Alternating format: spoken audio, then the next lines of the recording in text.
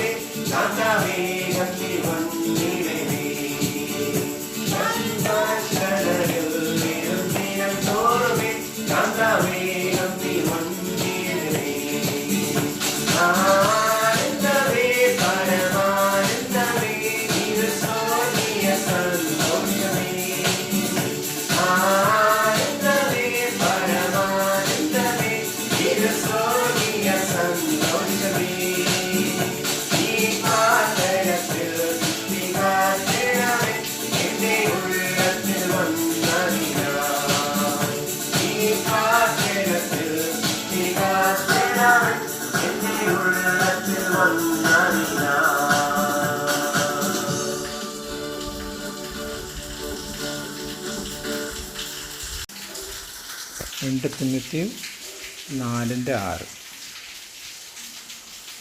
ഞാനോ ഇപ്പോൾ തന്നെ പാനീയയാഗമായി ഒഴിക്കപ്പെടുന്നു, എൻ്റെ നിര്യാണകാലവും അടുത്തിരിക്കുന്നു. For I am already been poured out like a drink offering. ഇത് പൗലോസ് തിമോത്തിയുടെ അടുത്ത് പറയുന്ന കാര്യമാണ്. അപ്പോൾ പറയുന്നത് എന്താണ്? ഞാൻ ഓൾറെഡി മലയാളം വായിച്ചൊന്നുകൂടെ. ഞാനോ ഇപ്പോൾ തന്നെ പാനീയയാഗമായി ഒഴിക്കപ്പെടുന്നു. ഞാൻ ഇപ്പോഴും തന്നെ പാനീയമായിട്ട് ഒഴിക്കപ്പെടുന്ന രീതിയിലായി എന്ന് വെച്ചാൽ ആ പറയുന്ന വ്യക്തിയുടെ സമയമായി എന്ന്. പക്ഷെ പറയുന്നത് എന്താണ്? And the time for my departure is near. ഞാൻ ഈ ഭൂമിയിൽ നിന്ന് പോകാനുള്ള സമയം അടുത്തിരിക്കുന്നു. അപ്പോൾ ഇത് പറയാൻ കാരണം എന്താണെന്നറിയാം. ഈ പറയുന്ന ആരുടെ അടുത്ത്? തിമോത്തിയുടെ അടുത്താണ് പറയുന്നത്. തിമോത്തിയുടെ അടുത്ത് പറയുന്നത് എന്തിന്? കാരണം ഇനി പൗലോസ് കാണത്തില്ല. തിമോത്തി ചെയ്യേണ്ട കാര്യങ്ങളാണ് ചെയ്യേണ്ടത്. അതിനുവേണ്ടി പറയുന്ന കണക്ക് ഇന്ന് നമ്മുടെ അടുത്തും പറയുന്ന അതാണ്. കർത്താവ് ചിലത് പറഞ്ഞുകൊണ്ട് പോയി. ആ കർത്താവ് നമ്മുടെ അടുത്ത് പറഞ്ഞതൊക്കെ നമ്മൾ ചെയ്യാൻ വേണ്ടി പറയുന്നു. കാരണം നമുക്കിനി കൂടുതൽ സമയമൊന്നുമില്ല. അപ്പോൾ കൂടുതൽ സമയമില്ലാത്ത കൊണ്ട് അവരവർക്ക് കിട്ടിയ താലന്തിനൊത്തവണ്ണം, അവരവർക്ക് കിട്ടിയ കൃപയ്ക്കൊത്തവണ്ണം ചെയ്യാനുള്ളത് വേഗം ചെയ്ത് തീർക്കണമെന്നാണ്. കാരണം നമ്മൾ പണ്ട് ഒരാൾ ആരോഗ്യം ഉണ്ടെങ്കിൽ ആയുസ് 70, ഏറിയാൽ 80 എന്നൊക്കെ പറഞ്ഞുകൊണ്ടിരിക്കുന്നു. പക്ഷേ ഇപ്പോഴത്തെ കാലത്ത് ഇപ്പോൾ അതൊന്നും പറഞ്ഞിട്ട് കാര്യമില്ല. ഇപ്പോൾ മനുഷ്യൻ പോലും ചിന്തിക്കാത്ത, മനുഷ്യൻ പോലും കൺട്രോൾ ചെയ്യാൻ പറ്റാത്ത വിധത്തിലുള്ള രോഗങ്ങൾ വന്ന് ഹോസ്പിറ്റലിൽ ഇപ്പോൾ മരണം ഇതൊന്നും അവർക്കൊരു ഇമ്പോർട്ടൻ്റ് അല്ല. രോഗമാണ്, അവിടെ കിടക്കും, മരുന്ന് കൊടുക്കും, ചത്ത അടക്കം. ചോദിക്കാനും പറയാനും ഒന്നും ആരുമില്ല. കാരണം അവരുടെ ഇതിൽ ഞങ്ങൾ ചെയ്യാനുള്ള ബെസ്റ്റ് ചെയ്ത് അവരൊന്നും ചെയ്തില്ല. ഒരു മന്ത്രിക്ക് വല്ല അസുഖം വന്നിരുന്ന 10 ഡോക്ടർമാർ പോയി കൂടെ നിൽക്കുകയാണ്. അതിൽ ഒരു ഡോക്ടറിന് ഇത്തിരി വെളിയിൽ പോയാലും 9 ഡോക്ടർ അവിടെ ഇരിപ്പുണ്ട്. പക്ഷെ സാധാരണ ഒരു മനുഷ്യൻ രോഗം വന്ന് പോയിപ്പോൾ അഡ്മിറ്റ് ചെയ്താൽ അവിടെ ഒരു വാർഡിനകത്ത് കൂടിപ്പോയ 1-2 നേഴ്സുമാർ മാത്രം കാണുള്ളൂ. അവർക്ക് ഇതാ ജോലി. അവർ ഒരു ഇഞ്ചക്ഷൻ കൊടുത്ത് അല്ലെങ്കിൽ ഒരു ടാബ്ലറ്റും കൊടുത്ത് അവരുടെ പാട്ടി പോയിരുന്നു നാളത്തെ കാര്യങ്ങളും കിണ്ണാരങ്ങളും കാര്യങ്ങളും പറഞ്ഞുകൊണ്ടിരിക്കുകയാണ്. പേരെന്താണ്? മാലാഖന്മാരെന്നാണ്. പക്ഷെ അവിടെ ചെല്ലും പറയും അവരകത്ത് ആരെയും കയറ്റത്തില്ല. എന്തിനു കയറ്റാത്തത്? കാരണം അവരുടെ തരിയുടെ ലോകം മനുഷ്യരറിയും. അപ്പോൾ അവർ പോകുന്നിടത്ത് എല്ലാം മരണം നടക്കുന്നു. മന്ത്രിമാർ പോകുന്നിടത്ത് മരണം നടക്കുന്നില്ല. കാരണം 10 ഡോക്ടർമാർ പോയി ഇരിക്കുന്നത് എന്തിന്? ഒരു ഡോക്ടറായാലും 10 ഡോക്ടറായാലും ചെയ്യുന്ന രോഗം ഒരു പേഷ്യൻ്റെ അടുത്തല്ലേ.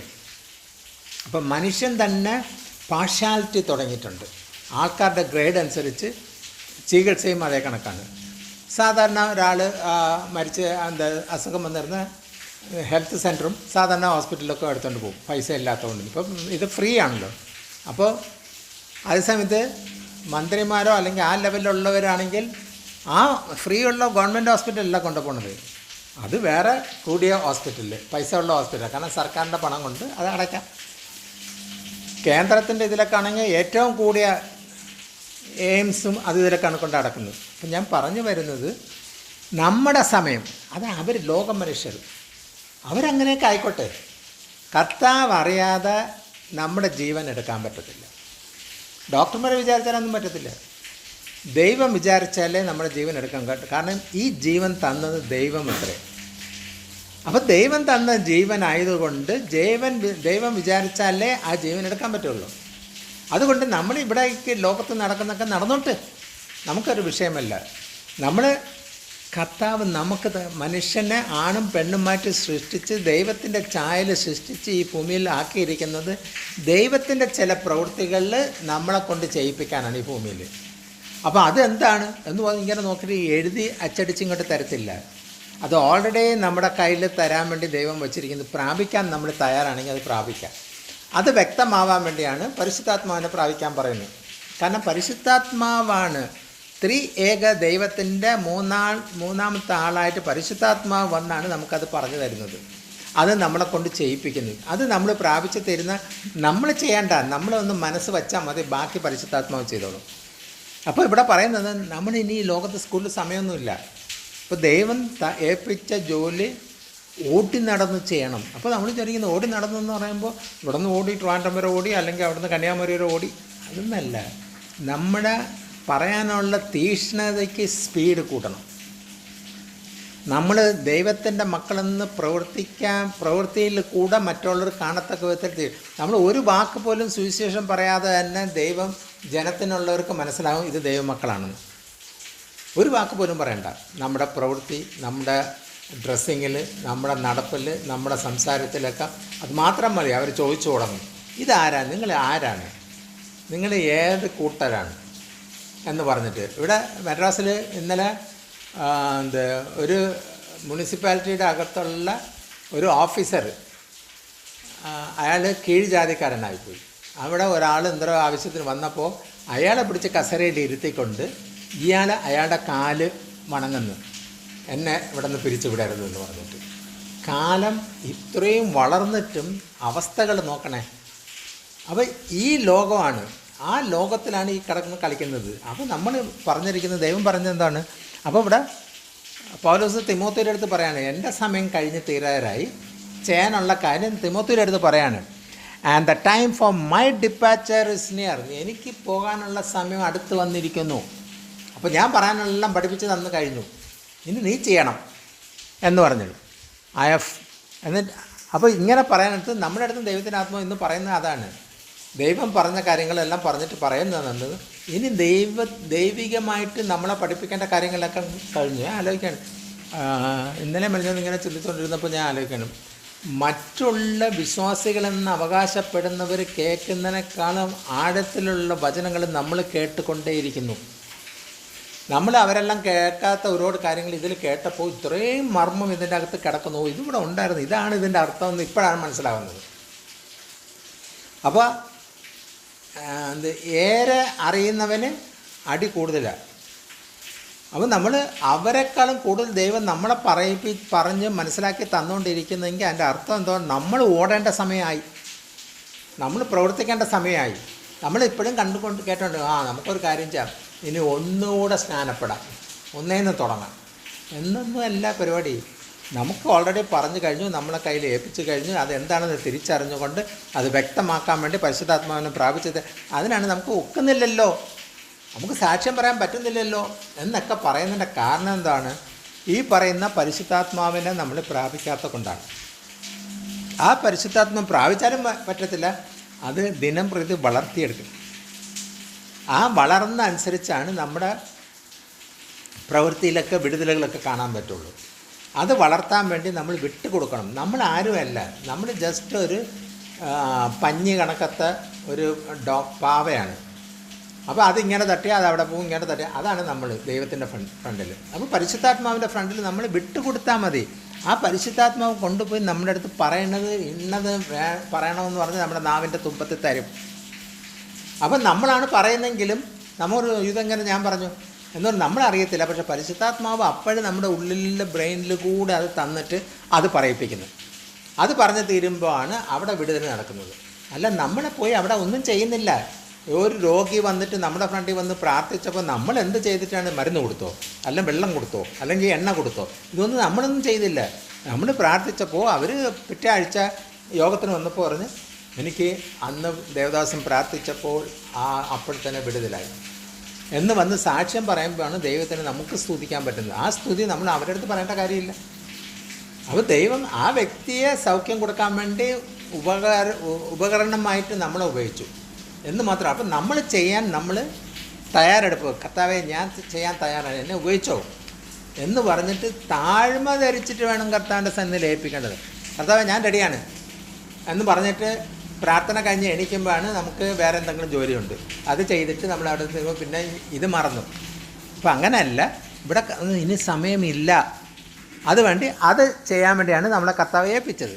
1 മുതൽ വായിച്ച ഞാൻ ദൈവത്തെ ജീവികൾക്കും മനുഷ്യർക്കും ന്യായവിസ്താരം നടത്തുവാനുള്ള ക്രിസ്തു യേശുവിനെ സാക്ഷി വെച്ച് അവന്റെ പ്രത്യക്ഷതയും രാജ്യവും ചൊല്ലി സത്യം ചെയ്ത് കൽപ്പിക്കുന്നത്. ഈ 1 ഇത്രയും വായിച്ചിട്ട് വല്ല മനസ്സിലായ?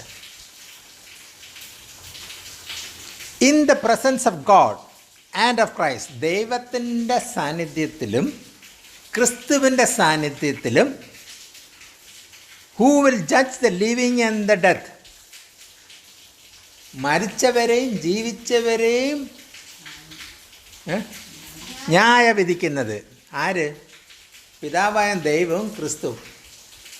അവരുടെ ഫ്രണ്ട് ഇൻ ദ പ്രസൻസ്, ആ പിതാവിനെയും ക്രിസ്തുവിൻ്റെയും ഫ്രണ്ടിൽ വച്ച് ഞാൻ നിങ്ങളുടെ അടുത്ത് സാക്ഷീകരിക്കുകയാണ്. അവർ രണ്ടുപേരും ആരാണ്? മരിച്ചവരെയും ജീവിച്ചവരെയും ന്യായം വിധിക്കുന്ന കഴിവുള്ള വ്യക്തിയാണ്, അതിനുള്ള അധികാരമുള്ള ആളാണ്. അവരുടെ ഫ്രണ്ടിൽ വെച്ചിട്ടാണ് സാക്ഷ്യം പറയുന്നത്. And in the viewing of his appearance and his kingdom, ആ സ്വർഗരാജ്യത്തിൻ്റെ വരവും ആ രാജ്യത്വം വരുന്നതും, I give you this charge, ഞാൻ ഈ അധികാരം നിനക്ക് തരുന്നു. I give you this charge, preach the word എന്ന് പറയുന്നത് വചനം പ്രസംഗിക്കാൻ ഞാൻ നിങ്ങൾക്ക് കൽപ്പന. ഞാൻ പൗലോസ് പറയുന്നത് പിതാവായ ദൈവത്തിനും പുത്രനായ പരിശുദ്ധ ദൈവത്തിൻ്റെയും യേശുവിൻ്റെയും ഫ്രണ്ടിൽ വച്ച് ഈ ഭൂമിയിൽ മരിച്ചവരും ജീവിച്ചിരിക്കുന്നവർക്കുള്ള കാര്യങ്ങളെല്ലാം അധികാരമുള്ള വ്യക്തിയുടെ ഫ്രണ്ടിൽ വെച്ച് ഞാൻ നിനക്ക് തരുന്നു. എന്തോന്നാണ്? വചനം പ്രസംഗിക്കാൻ. അപ്പോൾ വചനം പ്രസംഗിക്കാൻ എന്ന് പറഞ്ഞാൽ കോളേജിൽ പോയി അല്ലെങ്കിൽ ബൈബിൾ കോളേജിൽ പോയി പഠിച്ചിട്ട് വന്നിട്ട് പ്രസംഗമല്ല. അതിന് എപ്പോഴും വചനം പ്രസംഗിക്കുന്നത്, വചനം എന്ന് പറയുന്നത് ദൈവമാകുന്നു, അത് ജീവനുള്ളതാണ്. ആ വചനം ജീവനും കാര്യങ്ങളൊക്കെ ഉള്ളതാണ്, അത് തേജസ്സുള്ളതാണ്. അപ്പോൾ അത് അങ്ങനത്തെ അത് ചുമ്മാ ഒരു വേർഡല്ല, ചുമ്മാ ബൈബിളിൽ കിടക്കുന്നല്ലോ എന്ന് പറഞ്ഞിട്ട് അതെടുത്തിട്ട് അങ്ങ് പ്രസംഗിച്ച, ബൈബിൾ കോളേജിൽ സാർമാർ പഠിപ്പിച്ചത് എന്ന് പറഞ്ഞിട്ട് അത് കൊണ്ടുപോയി പ്രസംഗിക്കുന്നതല്ല. അത് നമ്മൾ ഗ്രഹിച്ചതിന് ശേഷം നമ്മൾ പിന്നെയും അതിൻ്റെ ആഴം എന്താണ്. അന്ന് യേശു ആ വചനങ്ങൾ പ്രവർത്തിച്ചപ്പോൾ അന്നത്തെ എഴുത്തുകാരെല്ലാം എഴുതിയത് അത് ഏതർത്ഥത്തിൽ എഴുതി, ഏത് സാഹചര്യത്തിൽ എഴുതിയത് എന്നൊക്കെ പറയാൻ വേണ്ടി നമുക്കൊന്നും അറിഞ്ഞൂടാ. ഈ എഴുതിയവരും തന്നെ മിക്ക ആൾക്കാരും അതിലില്ലായിരുന്നു. അവർ കേട്ടും അറിഞ്ഞും വെച്ചിട്ടൊക്കെ എഴുതിയവരാണ്. പക്ഷേ എല്ലാം യോജിച്ച് വരുന്നതല്ല. അപ്പോൾ സുവിശേഷം എടുക്കുമ്പോൾ അവിടെ ഇവിടെ എല്ലാം കണക്റ്റഡ് ആയിട്ടിരിക്കുകയാണ്. അപ്പോൾ ഇങ്ങനെയുള്ള ഇതിൽ ഇത് സുവിശേഷം പറയാൻ വേണ്ടി അല്ലെങ്കിൽ വചനം പ്രീച്ച് ചെയ്യാൻ വേണ്ടി പറഞ്ഞു. ഈ പ്രിപ്പയർഡ് ഇൻ സീസൺ, അത് എന്തോ ആ വചനം എങ്ങനെയൊക്കെയാണ് ഇട്ടിരിക്കുന്നത്. ഒരു വചനം എല്ലാ പ്രാവശ്യം പറയാൻ പറ്റത്തില്ല. അത് പറയുന്ന അങ്ങനെ he prepared in season and out of season. അതായത് ചില സമയത്തും നല്ല കാലാവസ്ഥയിരിക്കും, മഴയും എടുത്തല്ല, ജനത്തിൻ്റെ കൂടുതൽ വരുന്നത്. ഇപ്പോൾ സുവിശേഷം കേൾക്കാൻ വേണ്ടി ജനം കൂടുന്നത്, അത് നല്ല കാലമാണ്, കൊഴുത്ത അധികം എന്ന് പറഞ്ഞിട്ട്. പക്ഷേ ചില സ്ഥലത്ത് തന്നെ ആൾക്കാരുണ്ടാവില്ല, അവിടെ കൊയ്ത്ത് കുറവാണ് എന്ന് പറയുന്ന കണക്ക്. പക്ഷേ ഈ വചനം തന്നിരിക്കുന്ന എപ്പോഴാണ്? കൊയ്ത്തുള്ള സമയത്തും കൊയ്ത്ത് ഇല്ലാത്ത സമയത്തും ഉപയോഗിക്കാൻ വേണ്ടിയാണ്. അപ്പോൾ അത്രമാത്രം. അപ്പോൾ ഇതേ വചനം രണ്ടിടത്തും, വെള്ളം ഉള്ള സ്ഥലത്തും വെള്ളം ഇല്ലാത്ത സ്ഥലത്തും ഉപയോഗിക്കാൻ പറ്റും. അപ്പോൾ അതാണ് ഞാൻ നിങ്ങൾക്ക് തരുന്നത്, ഞാൻ ഈ വ്യക്തിക്ക് തരുന്നത്. തിമോത്തിയെ ഏൽപ്പിച്ചു കൊടുക്കും. തിമോത്തി എന്ന് പറഞ്ഞൊരു യങ്സ്റ്റർ പുതിയതായിട്ട് വിശ്വാസത്തിൽ വന്ന് ഇതൊക്കെ പ്രാപിച്ച് വന്ന് നടക്കാൻ തുടങ്ങുന്നത്, പിച്ച വച്ച് നടക്കുന്ന ഒരു ശുശ്രൂഷകൻ. അതുകൊണ്ടാണ് ഈ അഡ്വൈസൊക്കെ കൊടുത്തുകൊണ്ടിരിക്കുന്നത്. എന്നിട്ട് പറയുന്നത് praise the word we prepared in season and out of season, correct, rebuke and encourage. Rebuke and encourage മലയാളത്തിൽ എന്താ പറയുന്നത്? സകല ദീർഘ ആ, സകല ദീർഘക്ഷമയോടും ശാസിക്കുക ആൻഡ് ഉപദേശത്തോടും കൂടെ ശാസിക്കുക, ആ. തർജ്ജനം ചെയ്യുക. ഉപദേശത്തോടു കൂടി. ഉപദേശം എന്ന് വെച്ചാൽ നമ്മൾ പറയും ഉപദേശം പേടിച്ച് ഭയത്തോടുകൂടി പതക്കെ പറഞ്ഞ് പിണങ്ങി പോരുത്. സകല ദീർഘക്ഷമ അത് എന്നിട്ട് പറയുന്നത് എന്താണ്? അത് അത് അതെന്താ? ശാസിക്കുക എന്ന് പറയുമ്പോൾ അത് വോൺ ചെയ്യണം. അപ്പോൾ വചനം പറയുന്നെങ്കിലും അത് സൗമ്യമായിട്ടാണ് പറയുന്നെങ്കിലും പക്ഷെ വോൺ ചെയ്യണം. കാരണം അതിന് സീരിയസ്നെസ് ഉണ്ട്. കേൾക്കുന്നവന് സീരിയസ്നെസ് മനസ്സിലാകത്തില്ല, പക്ഷെ അത് വോൺ ചെയ്യണം. നീ സൂക്ഷിച്ചോണം, നീ ഇത് എടുക്കണം, നീ ഇത് പ്രവർത്തിക്കണം എന്ന് പറഞ്ഞ് കമാൻഡ് ചെയ്യണം. എന്നിട്ട് പറയുന്നത് എന്താണ്? റിബോക്ക് ആൻഡ് എൻകറേജ്, അവരെ പ്രോത്സാഹിപ്പിച്ച് വിടണം. അപ്പോൾ നീ ധൈര്യമായിട്ട് നീ പോയി അവിടെ പോയി പറഞ്ഞാൽ മതി, അവിടെ വിടുതൽ നടക്കും. നമ്മൾ ദൂതകൾ ചില സമയത്ത് പറയുമ്പോൾ നമ്മൾ പറയും, ഞാൻ മനുവിൻ്റെ അടുത്ത് എപ്പോഴും പറയാറുണ്ട്, ഇൻ്റർവ്യൂവോ പരീക്ഷയോ എല്ലാം എഴുതാൻ പറയുന്നത് ഒന്നും നോക്കണ്ട, സിമ്പിളായിട്ട് ടെൻഷനും പിടിക്കേണ്ട, ഒന്നും ചെയ്യേണ്ട. സാധാരണ നമ്മൾ തമ്മിൽ സംസാരിക്കുന്ന കണക്ക് ഇൻ്റർവ്യൂ അതേ കണക്ക് സംസാരിച്ചാൽ മതി, അവരെക്കാളും ബെറ്ററായിരിക്കുന്നത്. എല്ലാവരും ഇൻ്റർവ്യൂവിലൊക്കെ പോകുന്നത് ഇൻ്റർവ്യൂ അല്ലേ എന്ന് പറഞ്ഞിട്ട് കൈനിട്ട് അല്ലെങ്കിൽ കുറച്ചുകൂടെ വാക്കുകൾ ഉപയോഗിച്ചോ അല്ലെങ്കിൽ വേറെ രീതിയിൽ ചെയ്യാൻ വേണ്ടി ഉള്ള അവസ്ഥയൊക്കെ ചെയ്തിരുന്നാൽ പൊളിഞ്ഞു പോകും. അതേസമയത്ത് നമ്മൾ ആരാണോ ആ നമ്മൾ തന്നെ നിന്നുകൊണ്ട് നമ്മുടെ രീതിയിൽ ചെയ്താൽ മതി. അത് മറ്റവരെക്കാളും വ്യത്യാസമായിരിക്കും. മറ്റത് കണ്ടിട്ട് നമ്മൾ ചെയ്യണം, എല്ലാവരും ഒരേ കണക്ക് ചെയ്യുമ്പോൾ അതിലേത് ബെറ്റർ എന്ന് പറഞ്ഞാൽ അവർ തിരക്കാൻ നിൽക്കും. അപ്പോൾ നമ്മളെ തന്നെ ഒന്ന് പ്രസൻറ്റ് ചെയ്യുകയാണെങ്കിൽ അവരെക്കാളും വ്യത്യാസമായിരിക്കും. ഓരോരുത്തർക്കും വ്യത്യസ്തമായ രീതിയിലാണ് പ്രസൻറ്റ് ചെയ്യാൻ പറ്റുന്നത്. അപ്പോൾ ഇവിടെ പറഞ്ഞത് എന്താണ്? Preach the word, be prepared in season, out of season, correct, rebuke and encourage with great patience and careful instruction. അതെന്താ പറയുന്നത്? ദീർഘക്ഷമയോടുകൂടി, ഉപദേശത്തോടുകൂടി. ഇത് ആരുടെ അടുത്ത് പറയുന്നതെന്നറിയാം? നമ്മുടെ ഓരോരുത്തരുടെ അടുത്താണ്. നമുക്കൊരു ഫോൺ കിട്ടിത്തീരുന്നപ്പോൾ ഫോൺ കിട്ടിയ ഉടനെ സുവിശേഷക്കാരി പറയണ്ട, അവർ വിളിച്ച എന്താണെന്ന് ആദ്യം അറിയണം. പേഷ്യൻ്റായിട്ട് കേൾക്കുക. അവർ വിളിച്ചവനാണ് ഇമ്പോർട്ടൻസ്, അല്ലാതെ കേൾക്കുന്നവർക്കല്ല ഇമ്പോർട്ടൻസ്. ആ വ്യക്തി നമ്മളെ വിളിക്കണമെങ്കിൽ എന്തോ ഒരു കാര്യം ഉണ്ടായിരുന്നു, അപ്പോൾ അത് ആദ്യം കേൾക്കണം. അത് കേട്ടൊക്കെ തീർന്നതിന് ശേഷം അതിൻ്റെ മറുപടി കൊടുത്തതിന് ശേഷം പിന്നെ ആത്മീയത്തിൽ കൂടെ വചനം ഇങ്ങനെ പറയുന്നുണ്ട്, അതുകൊണ്ട് ഈ ലോകം ഇങ്ങനെയാണ്, അതുകൊണ്ട് ഞാനും അതേ രീതിയിൽ തന്നെയാണ് പറയുന്നത്. അവിടെ വേണം പറയേണ്ട. അല്ല ആദ്യം ഇന്നാൾ ഇത്രയും കാലമായിട്ട് നമുക്കൊരു സുവിശേഷം പറയാൻ അവസരം കിട്ടി, അയാൾ പറയുന്ന കേൾക്കാൻ നമ്മൾ തയ്യാറല്ല. നമ്മൾ അതിനുമ്പോ നമ്മൾ സുവിശേഷം പറയാൻ വേണ്ടി അത് വീട്ടിൽ ചെന്നിട്ട് പറയും, ഞാനൊരു സമാധാനത്തിന് വേണ്ടി വിളിച്ച ഉടനെ അവിടെ ചെന്ന് അവിടെ വിളിച്ചാൽ പണ്ട് നമ്മൾ കേൾക്കുമായിരുന്നല്ലോ, അവരെ വീട്ടിൽ കയറ്റാൻ പാടില്ല. അവർ വന്ന് പറഞ്ഞ് പെന്തക്കോസ്തിൽ ചേർത്ത് കളയും. കാരണം അവർക്ക് വേറെ ഒന്നും സംസാരിക്കാനില്ല. അവർ വീട്ടുകാരെയും സംസാരിക്കാൻ ഒക്കത്തില്ല, ഒന്നും സംസാരിക്കാൻ ഒക്കത്തില്ല എന്ന അവസ്ഥ. അങ്ങനെയല്ല, മരണ വീട്ടിൽ വന്നിരുമ്പോൾ പാസ്റ്റർമാരെല്ലാം വന്നു ഇരുന്ന് അവിടെ അന്നാണ് അവർക്ക് സുവിശേഷം വരുന്നത്. എന്തോ എനിക്കറിയില്ല. അത് അങ്ങനെ അല്ല. അത് ഇവിടെ പറഞ്ഞത് പേഷ്യൻ്റായിട്ട് ദീർഘക്ഷമയോട് കൂടി അവരടുത്ത് പറഞ്ഞ് മനസ്സിലാക്കിക്കാൻ വേണ്ടി, with great patience and careful instruction. ആ ഇൻസ്ട്രക്ഷൻ കൊടുക്കാൻ നേരത്ത് അത് ചുമ്മാ ഇൻസ്ട്രക്ഷൻ കൊടുത്താൽ പറ്റത്തില്ല, കെയർഫുള്ളായിട്ട്. മലയാളം എന്താ പറയുന്നത് കെയർഫുള്ളിന്?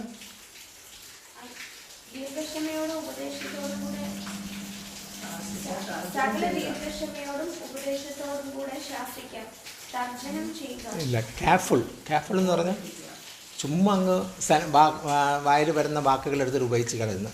ആ ഓരോ വാക്കും അളന്ന് കുറിച്ച് വേണം ഇടേണ്ടത്. അത്ര കെയർഫുള്ളായിട്ട് വേണം ഇൻസ്ട്രക്ഷൻ കൊടുക്കേണ്ടത്, ഉപദേശം കൊടുക്കേണ്ടത്. അപ്പോൾ നമ്മുടെ അടുത്ത് ഇന്ന് പറയുന്നത്, ഞാൻ ആലോചിക്കുന്നത് എന്തിനാണ് നമ്മുടെ അടുത്ത് ഇന്ന് ഇത് പറയുന്നത്?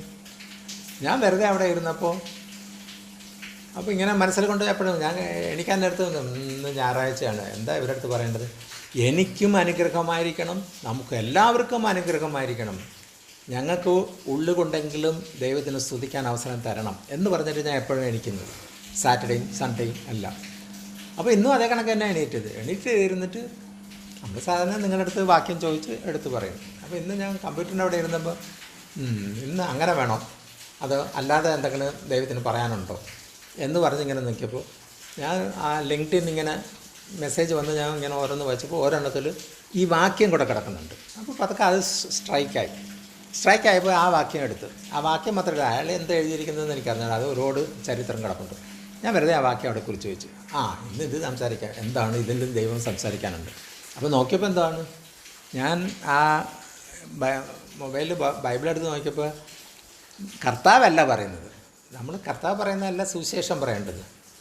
അപ്പോൾ ഇന്ന് കർത്താവ് പറഞ്ഞതല്ല, പക്ഷേ ആ വ്യക്തി പറഞ്ഞപ്പോൾ പറയുന്ന അത് ഞാൻ ശ്രദ്ധിച്ചില്ല. ഇപ്പം ഞാൻ ഇതിൽ പറഞ്ഞപ്പോഴാണ് കർത്താവ് പറഞ്ഞതല്ല ഇപ്പം നമ്മൾ പറയുന്നത്. പക്ഷെ കർത്താവ് ഈ പറയുന്ന പൗലോസ് വ്യക്തമായിട്ട് മനസ്സിലാക്കിയത് കൊണ്ടാണ് പറഞ്ഞത്, പിതാവായ ദൈവവും പുത്രനായ യേശു ആ ഇതിൽ നിന്നുകൊണ്ട് ജീവനും മരിച്ചവരെയും കൺട്രോൾ ചെയ്യാൻ ഇതുള്ള ആ വ്യക്തിയുടെ ഇത് വാങ്ങിച്ചിട്ടാണ് ഞാൻ നിനക്ക് ഉപദേശിക്കുന്നത്. അപ്പോൾ എത്രമാത്രം വ്യക്തമായിട്ട് വെളിപ്പെടുത്തി തരാണ്. അപ്പോൾ ഇത്രയും വ്യക്തമായിട്ട് വേണം. ഇപ്പോൾ സുവിശേഷം നമ്മൾ പറഞ്ഞില്ല, പക്ഷെ കർത്താവ് പറഞ്ഞ കാര്യങ്ങളാണ് അവിടെ സാക്ഷ്യം നിർത്തിക്കൊണ്ടാണ് പൗലോസ് ഇത് തിമോത്തിയുടെ അടുത്ത് പറയുന്നത്. അതേ കണക്ക് ഇന്ന് പൗലോസും ഇല്ല, കർത്താവും ഇല്ല, പിതാവൻ ദൈവത്തിനെയും കാണുന്നില്ല, ഇവിടെ നമ്മൾ പ്രസൻസിലില്ല. പക്ഷെ നമ്മൾ വചനം പറയുന്നതെന്നാണ്, നമ്മൾ ദൈവത്തിൻ്റെ നാമത്തിൽ കൂടി വരുന്ന 2 or 3 പേര് എവിടെ കൂടിയാലും അതിൻ്റെ പ്രസൻസിൽ ഞാനുണ്ട്. അപ്പോൾ ദൈവത്തിൻ്റെ നാമത്തിലാണ് നമ്മളിന്ന് കൂടി വന്നിരിക്കുന്നത്. പൗലോസും തിമോത്തിയും അല്ല, യേശു അവിടെ ഉണ്ട്, ദൈവം അവിടെ ഉണ്ട്, പരിശുദ്ധാത്മാവ് അവിടെ ഉണ്ട്. അപ്പോൾ ഇന്ന് സംസാരിക്കുന്ന മുഴുക്ക മാനുഷികമായിട്ടുള്ളതല്ല നമ്മൾ സംസാരിച്ചുകൊണ്ടിരിക്കുന്നത്. കാരണം മാനുഷികമായിട്ടാണെങ്കിൽ നമ്മൾ ഇപ്പോഴത്തെ ഇതാണെങ്കിൽ, പണ്ടാണെങ്കിൽ റെഫറൻസ് ബുക്കൊക്കെ വെച്ചിട്ടെല്ലാം കുറിച്ചെടുത്തെല്ലാം കൊണ്ടുവന്ന് സംസാരിക്കും. ഇപ്പോൾ പിന്നെ ഫേസ്ബുക്കും അതും ഇതെല്ലാം നോക്കി തരുന്ന ഒന്ന് കിട്ടിത്തരുന്ന അത് വെച്ചിട്ടാണ് പിന്നെ കാച്ചുന്നത്. പക്ഷേ എനിക്ക് നിർബന്ധമായിരുന്നു തുടക്കം മുതൽ അങ്ങനെ ആവരുത്. ദൈവം തരുന്നത്, വചനം തരുന്നത്, അല്ലെങ്കിൽ ആത്മാവ് തരുന്നത് മാത്രമേ സംസാരിക്കാവൂ. അല്ലാതെ നമ്മൾ പഠിച്ച് വെച്ച് സംസാരിക്കുമ്പോൾ അതങ്ങ് മറന്നു പോകും. അപ്പോൾ ആത്മാവ് തരുന്നത് അതിന് ശേഷമാണ് ഞാൻ ഈ എവിടെയെങ്കിലും പോകുന്നിടത്തൊക്കെ അങ്ങനെ സംസാരിച്ച് തുടങ്ങിയത്. അല്ലാതെ എല്ലാവരും വന്ന് പ്രിപ്പയർ ചെയ്ത് തുണ്ടെടുത്തു അവിടെ എടുത്തിട്ട് കുറച്ച് വാക്യങ്ങൾ ഇങ്ങനെ പറഞ്ഞുകൊണ്ട് പോകും എന്ന് പറയുന്നത് എനിക്കൊക്കത്തില്ല. ഞാൻ പ്രത്യേകതയായിരിക്കണം. അങ്ങനെ വന്നിട്ട് ഇവിടെ സംസാരിച്ചപ്പോൾ ഇവിടെ പൗലോസ് തിമോത്തിയോസ് അടുത്ത് പറയുന്ന കണക്ക് ഇവിടെ പരിശുദ്ധാത്മാവ് നമ്മുടെ 2 or 3 പേര് എവിടെ കൂടുന്നോ അതിൻ്റെ കൂട്ടത്തിൽ ദൈവമുണ്ട്.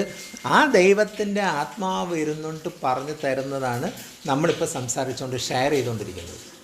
അപ്പോൾ ഇവിടെ ഞാനിത് പറഞ്ഞിട്ട് ഞാൻ നിങ്ങളുടെ കൂട്ടത്തിൽ അവിടെ ഇരിക്കുന്ന വ്യക്തിയാണ്. അപ്പോൾ ഇത് എനിക്കും കൂടെ ഉള്ളതാണ്. അപ്പോൾ പറയുന്നത് എന്താണ്, ഇതെല്ലാം തരുന്ന നിങ്ങൾ പോയി ഉപദേശിക്കേണ്ടത് സൗമ്യമായി, ദേഷ്യപ്പെടേണ്ടത് ദേഷ്യപ്പെടുകയും വേണം. അപ്പോൾ ഇതാ ഇവിടെ ദൈവത്തിൻ്റെ ആത്മാവ് പറയുന്നത്. അപ്പോൾ നമ്മൾ പറയും, അയാൾ പാസ്റ്റർ എന്ന് പറഞ്ഞാൽ അയാളുടെ സംസാരം കണ്ടിട്ട് ഭയങ്കര ദേഷ്യം, പാസ്റ്ററായിരിക്കണം. പദം ആ ഡിസിഗ്നേഷൻ അല്ല ഞാൻ പറയുന്നത്. ദൈവത്താൽ തിരഞ്ഞെടുത്ത അപ്പോസ്തലനായിരിക്കണം, ദൈവത്താൽ തിരഞ്ഞെടുത്ത ഇവാഞ്ചലിസ്റ്റ് ആയിരിക്കണം, ദൈവത്താൽ തിരഞ്ഞെടുത്ത ദൈവത്തിൻ്റെ ശുശ്രൂഷകനായിരിക്കണം. അല്ലാതെ ചുമ്മാ കറുത്ത പുസ്തകം വാങ്ങിച്ചിട്ട് നടന്ന അവരെല്ലാം അപ്പോസ്തലന്മാരോ ശുശ്രൂഷന്മാരോ ഒന്നും അല്ല. അതാണ് പണ്ട് മുതൽ ഞാൻ ഇതൊന്നും അറിഞ്ഞോണ്ടെന്ന് കറുത്ത പുസ്തകം എടുത്ത് വെച്ച് അങ്ങ് സ്റ്റേജിൽ കയറി അവരുടെ ധാരണ അവർ ദൈവത്തിൻ്റെ ആരോ ആണെന്ന്. അപ്പം ബൈബിൾ കോളേജിൽ പോയി പഠിച്ച് കുറച്ച് നമ്മളെക്കാളും കുറച്ച് വചനം അറിയാവുന്നതുകൊണ്ട് അവിടെ ഇരുന്ന് പറയുന്നത് അതല്ല. ഇതൊക്കെ ഹോളി സ്പിരിറ്റിൻ്റെ പ്രവൃത്തിയാണ്, ദൈവത്തിൻ്റെ ഇത്. നമ്മുടെ പ്രോഗ്രാം വന്നപ്പോൾ പ്രസ് കോൺഫറൻസിന് ചെന്നിരുന്നപ്പോൾ ആ വ്യക്തി ചോദിച്ച് എന്താ ഹോളി സ്പിരിറ്റ്. ഞാൻ പറഞ്ഞ് അത് ഡിസ്ക്രൈബ് ചെയ്യണമെങ്കിൽ കുറച്ചുണ്ട്.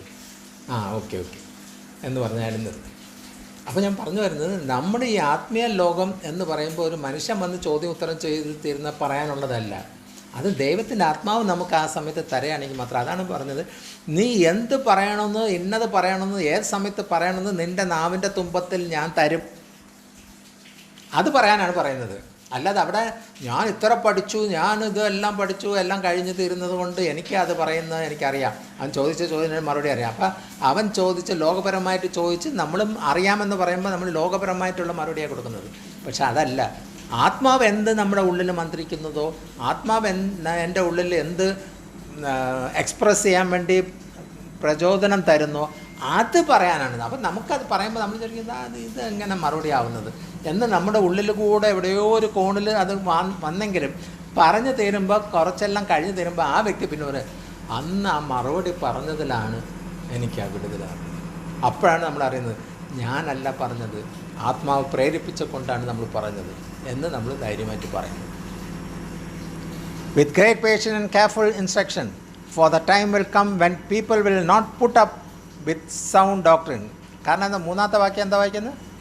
അവർ സത്യോപദേശം പൊറുക്കാതെ കർണരസമാകുമാർ സ്വന്തം മോഹങ്ങൾ കൊണ്ടവണ്ണം ഉപദേഷ്ടാക്കന്മാരെ പെരുക്കുകയും സത്യത്തിന് ചെവി കൊടുക്കാതെ. For the time ആ മലയാളം വായിച്ചാൽ ഒരു പിടിയും കിട്ടുന്നില്ല. For the time will come, ഒരു സമയം വരാൻ പോണ്. എന്ത് സമയമാണ്? when people will not put up with sound doctrine. കാരണം ജനങ്ങൾ കറക്റ്റായിട്ടുള്ള വചനത്തിൻ്റെ അർത്ഥം മനസ്സിലാക്കാൻ വേണ്ടിയുള്ള സമയം വരത്തില്ല.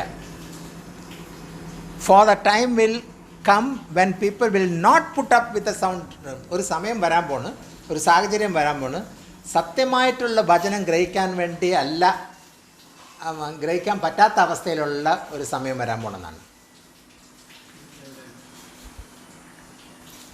പറഞ്ഞാൽ മനസ്സിലായില്ല. അപ്പോൾ ഒരു സമയം വരാൻ പോണ്, അവർ വന്ന് വചനത്തിൻ്റെ സത്യം കേൾക്കാൻ വേണ്ടി ഓടി വരുന്നു, കൺവെൻഷൻ നടക്കുന്നു, അത് നടക്കുന്നു. പക്ഷേ യഥാർത്ഥമായിട്ട് ആ വചനത്തിൻ്റെ ആശയമല്ല അവിടെ വരുന്നത്. അവർ പോയി കേൾക്കാൻ വന്നപ്പോൾ അത് വേറെയാണ് കേൾക്കുന്നത്. അങ്ങനൊരു സമയം വരാൻ വേണം, കാലഘട്ടം വരാൻ വേണം. For the time will come when people will not put up with sound doctrine. ജനത്തിന് സത്യമായിട്ടുള്ള വചനങ്ങൾ കൊടുക്കാൻ വേണ്ടിയുള്ള സമയം വരത്തില്ല എന്ന്. അത് ആൾക്കാർ പ്രസംഗിക്കുന്നുണ്ട്, പക്ഷേ സത്യമായിട്ടുള്ള വചനമല്ല അതിൽ പറയുന്നത്. ഇൻസ്റ്റഡ് പകരത്തിന് to suit the own desire, അവരവരുടെ ഇഷ്ടപ്രകാരം വരാൻ വേണ്ടിയുള്ള വചനങ്ങളാണ് പറയുന്നത്. അവരവർക്ക് നല്ലത് തോന്നുന്ന രീതിയിലുള്ള വചനമാണ് അതിന് വ്യാഖ്യാനിച്ച് ആ രീതിയിലാണ് കൊണ്ടുവരുന്നത്. അവരവർക്ക് നല്ലതെന്ന് തോന്നുന്നത് വരുന്നവർക്കുള്ളതല്ല. അപ്പോൾ അങ്ങനെ ഒരു കാലം വരാൻ പോണെന്ന്. They will gather around them and ഇങ്ങനെയുള്ളവർ ഇത് കേൾക്കുമ്പോൾ അവർക്ക് ഇഷ്ടപ്പെടുന്ന നല്ല പഞ്ചസാര വാക്കുകളൊക്കെ ഉപയോഗിച്ച് നല്ല ഫലിതങ്ങളെ ചേർത്ത് വരുമ്പോൾ ജനത്തിനെ ഇഷ്ടപ്പെടും. കാരണം അങ്ങനെയുള്ള ജനങ്ങൾ, കാരണം അവരൊക്കെ ആത്മാവിൽ പ്രാപിച്ചവരല്ല. അവർ ഇവിടെ സുവിശേഷം കേട്ടപ്പോൾ ആൾക്കാർ പറഞ്ഞുകൊണ്ട് വരുന്നു. അപ്പോൾ അവർക്ക് ഇഷ്ടപ്പെടുന്ന രീതിയിലൊക്കെ സംസാരം കേൾക്കപ്പോൾ, ശൈലി കേട്ടപ്പോൾ, സ്വരത്തിൻ്റെ മൂഡ്, സൗണ്ട് അങ്ങനെയൊക്കെ കേട്ടപ്പോൾ കേൾക്കാൻ നല്ല ഇതാണ്. അവർ വന്നിരുന്നുണ്ട്. അപ്പോൾ അവർ തെറ്റിപ്പോണ് with sound doctrine instead to suit the own design. അല്ലാത്ത പക്ഷം അവർ ചെയ്യുന്നത് അവരവരുടെ സ്വന്തം ഡിസയറിന് പറ്റിയ രീതിയിൽ അവർ ചെയ്യുന്നു. They will gather around them a great number. അങ്ങനെയുള്ളവരുടെ കൂട്ടത്തിൽ നിറച്ച ആൾക്കാർ വന്ന് കൂടും. Instead to suit their own desire, they will gather around them a great number of teachers. To suit their own desire, they will gather around them a great number of teachers to say what their itching ears want to hear. അതാണ് നമ്മൾ ഇപ്പോൾ അത് കറക്റ്റായിട്ട് നോക്കണം. എത്ര കൃത്യമായിട്ട് ഇപ്പോൾ ഒരു കൺവെൻഷനും കാര്യങ്ങളും വരുമ്പോൾ നമ്മൾ സ്റ്റേറ്റ് കൺവെൻഷനും അതൊക്കെ വരുമ്പോൾ 25 പാസ്റ്റർമാരെ കൊണ്ട് നിർത്തും. കല്യാണം വരുമ്പോൾ കല്യാണം നടത്തുന്ന ഒരു പാസ്റ്ററും ആ പെണ്ണിൻ്റെ വീട്ടുകാരും അല്ലെങ്കിൽ ആണുങ്ങളുടെ വീട്ടുകാരും വരാനുള്ളതിന് അവിടെ ഏതൊക്കെ പാസ്റ്റർ എന്ന് പറഞ്ഞിട്ട് മീശയും പിടിച്ചിട്ട് വരുന്നവരെല്ലാം പിടിച്ച് സ്റ്റേജിൽ ഇരുത്തും. ഇവിടെയും പറഞ്ഞെന്താണ്? ഇവിടെ ഇപ്പം നമ്മൾ വായിച്ചെന്താണ്? From the truth and turn aside to myths. ഇല്ല, they will gather around them a great number of teachers. Rude പഠിപ്പിക്കുന്നവർ എന്ന് വെച്ചാൽ സുവിശേഷം പഠിപ്പിക്കുന്നവർ വന്ന് അവിടെ ഗ്യാദർ ചെയ്യും. ടു സേ, അവർ അത്രയും പേര് ഗ്യാദർ ചെയ്യുന്നത് പറയാൻ വേണ്ടി, കൺവെൻഷൻ ഇത്രയും പാസ്റ്റർമാർ അവർക്ക് പറയാൻ വേണ്ടി, എന്നിട്ട് to suit their own desire, അവരുടെ സ്വന്തമായിട്ട് ഉള്ളിലെ ഇംഗിതങ്ങൾ വിളിച്ച് പറയാൻ വേണ്ടി ഇവരെല്ലാം വന്ന് ഒരുങ്ങിയിരിക്കും. ആര്? പഠിപ്പിക്കുന്നവർ, വചനം പഠിപ്പിക്കുന്നവർ. around them and great number of teachers to say what the itching ears want to hear. അവരെ ചെവിയിൽ ഇമ്പമേറിയോ ഇതിൽ കേൾക്കാൻ വേണ്ടിയുള്ള സംസാരങ്ങൾ പറയാൻ വേണ്ടി ഇത്രയും ടീച്ചർമാരവിടെ കൂടും. They will turn their ears away from the truth and turn aside to myths. നാലാമത്തെ വാക്യം,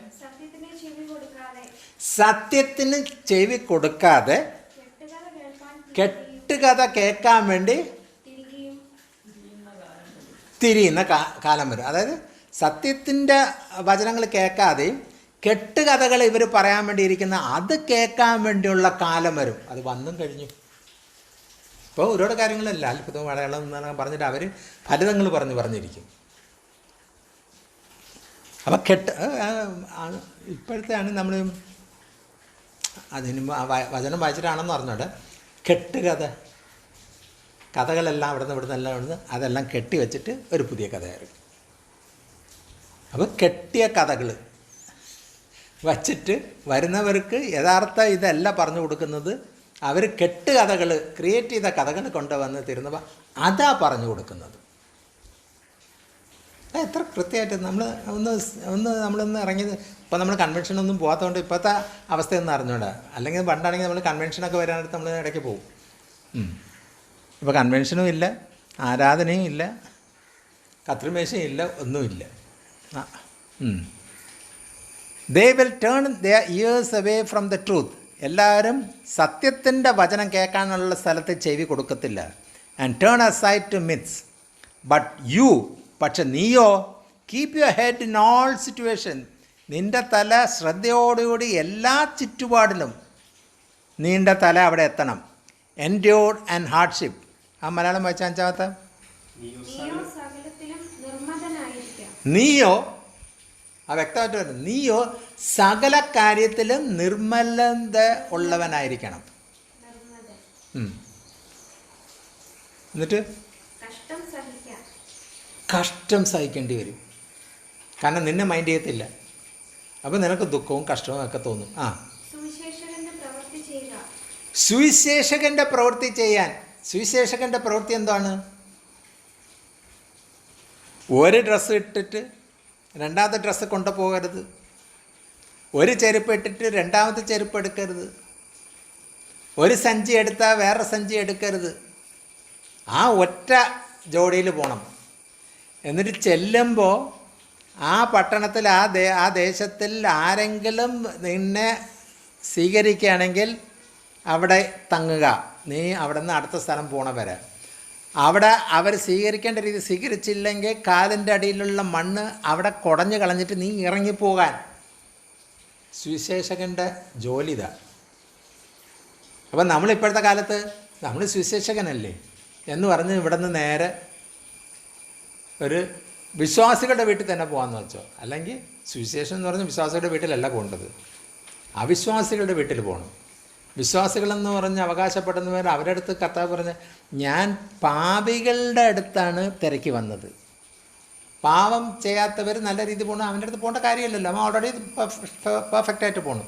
ഞാൻ പാപികളുടെ അടുത്താണ് വരുന്നത്. മറ്റേ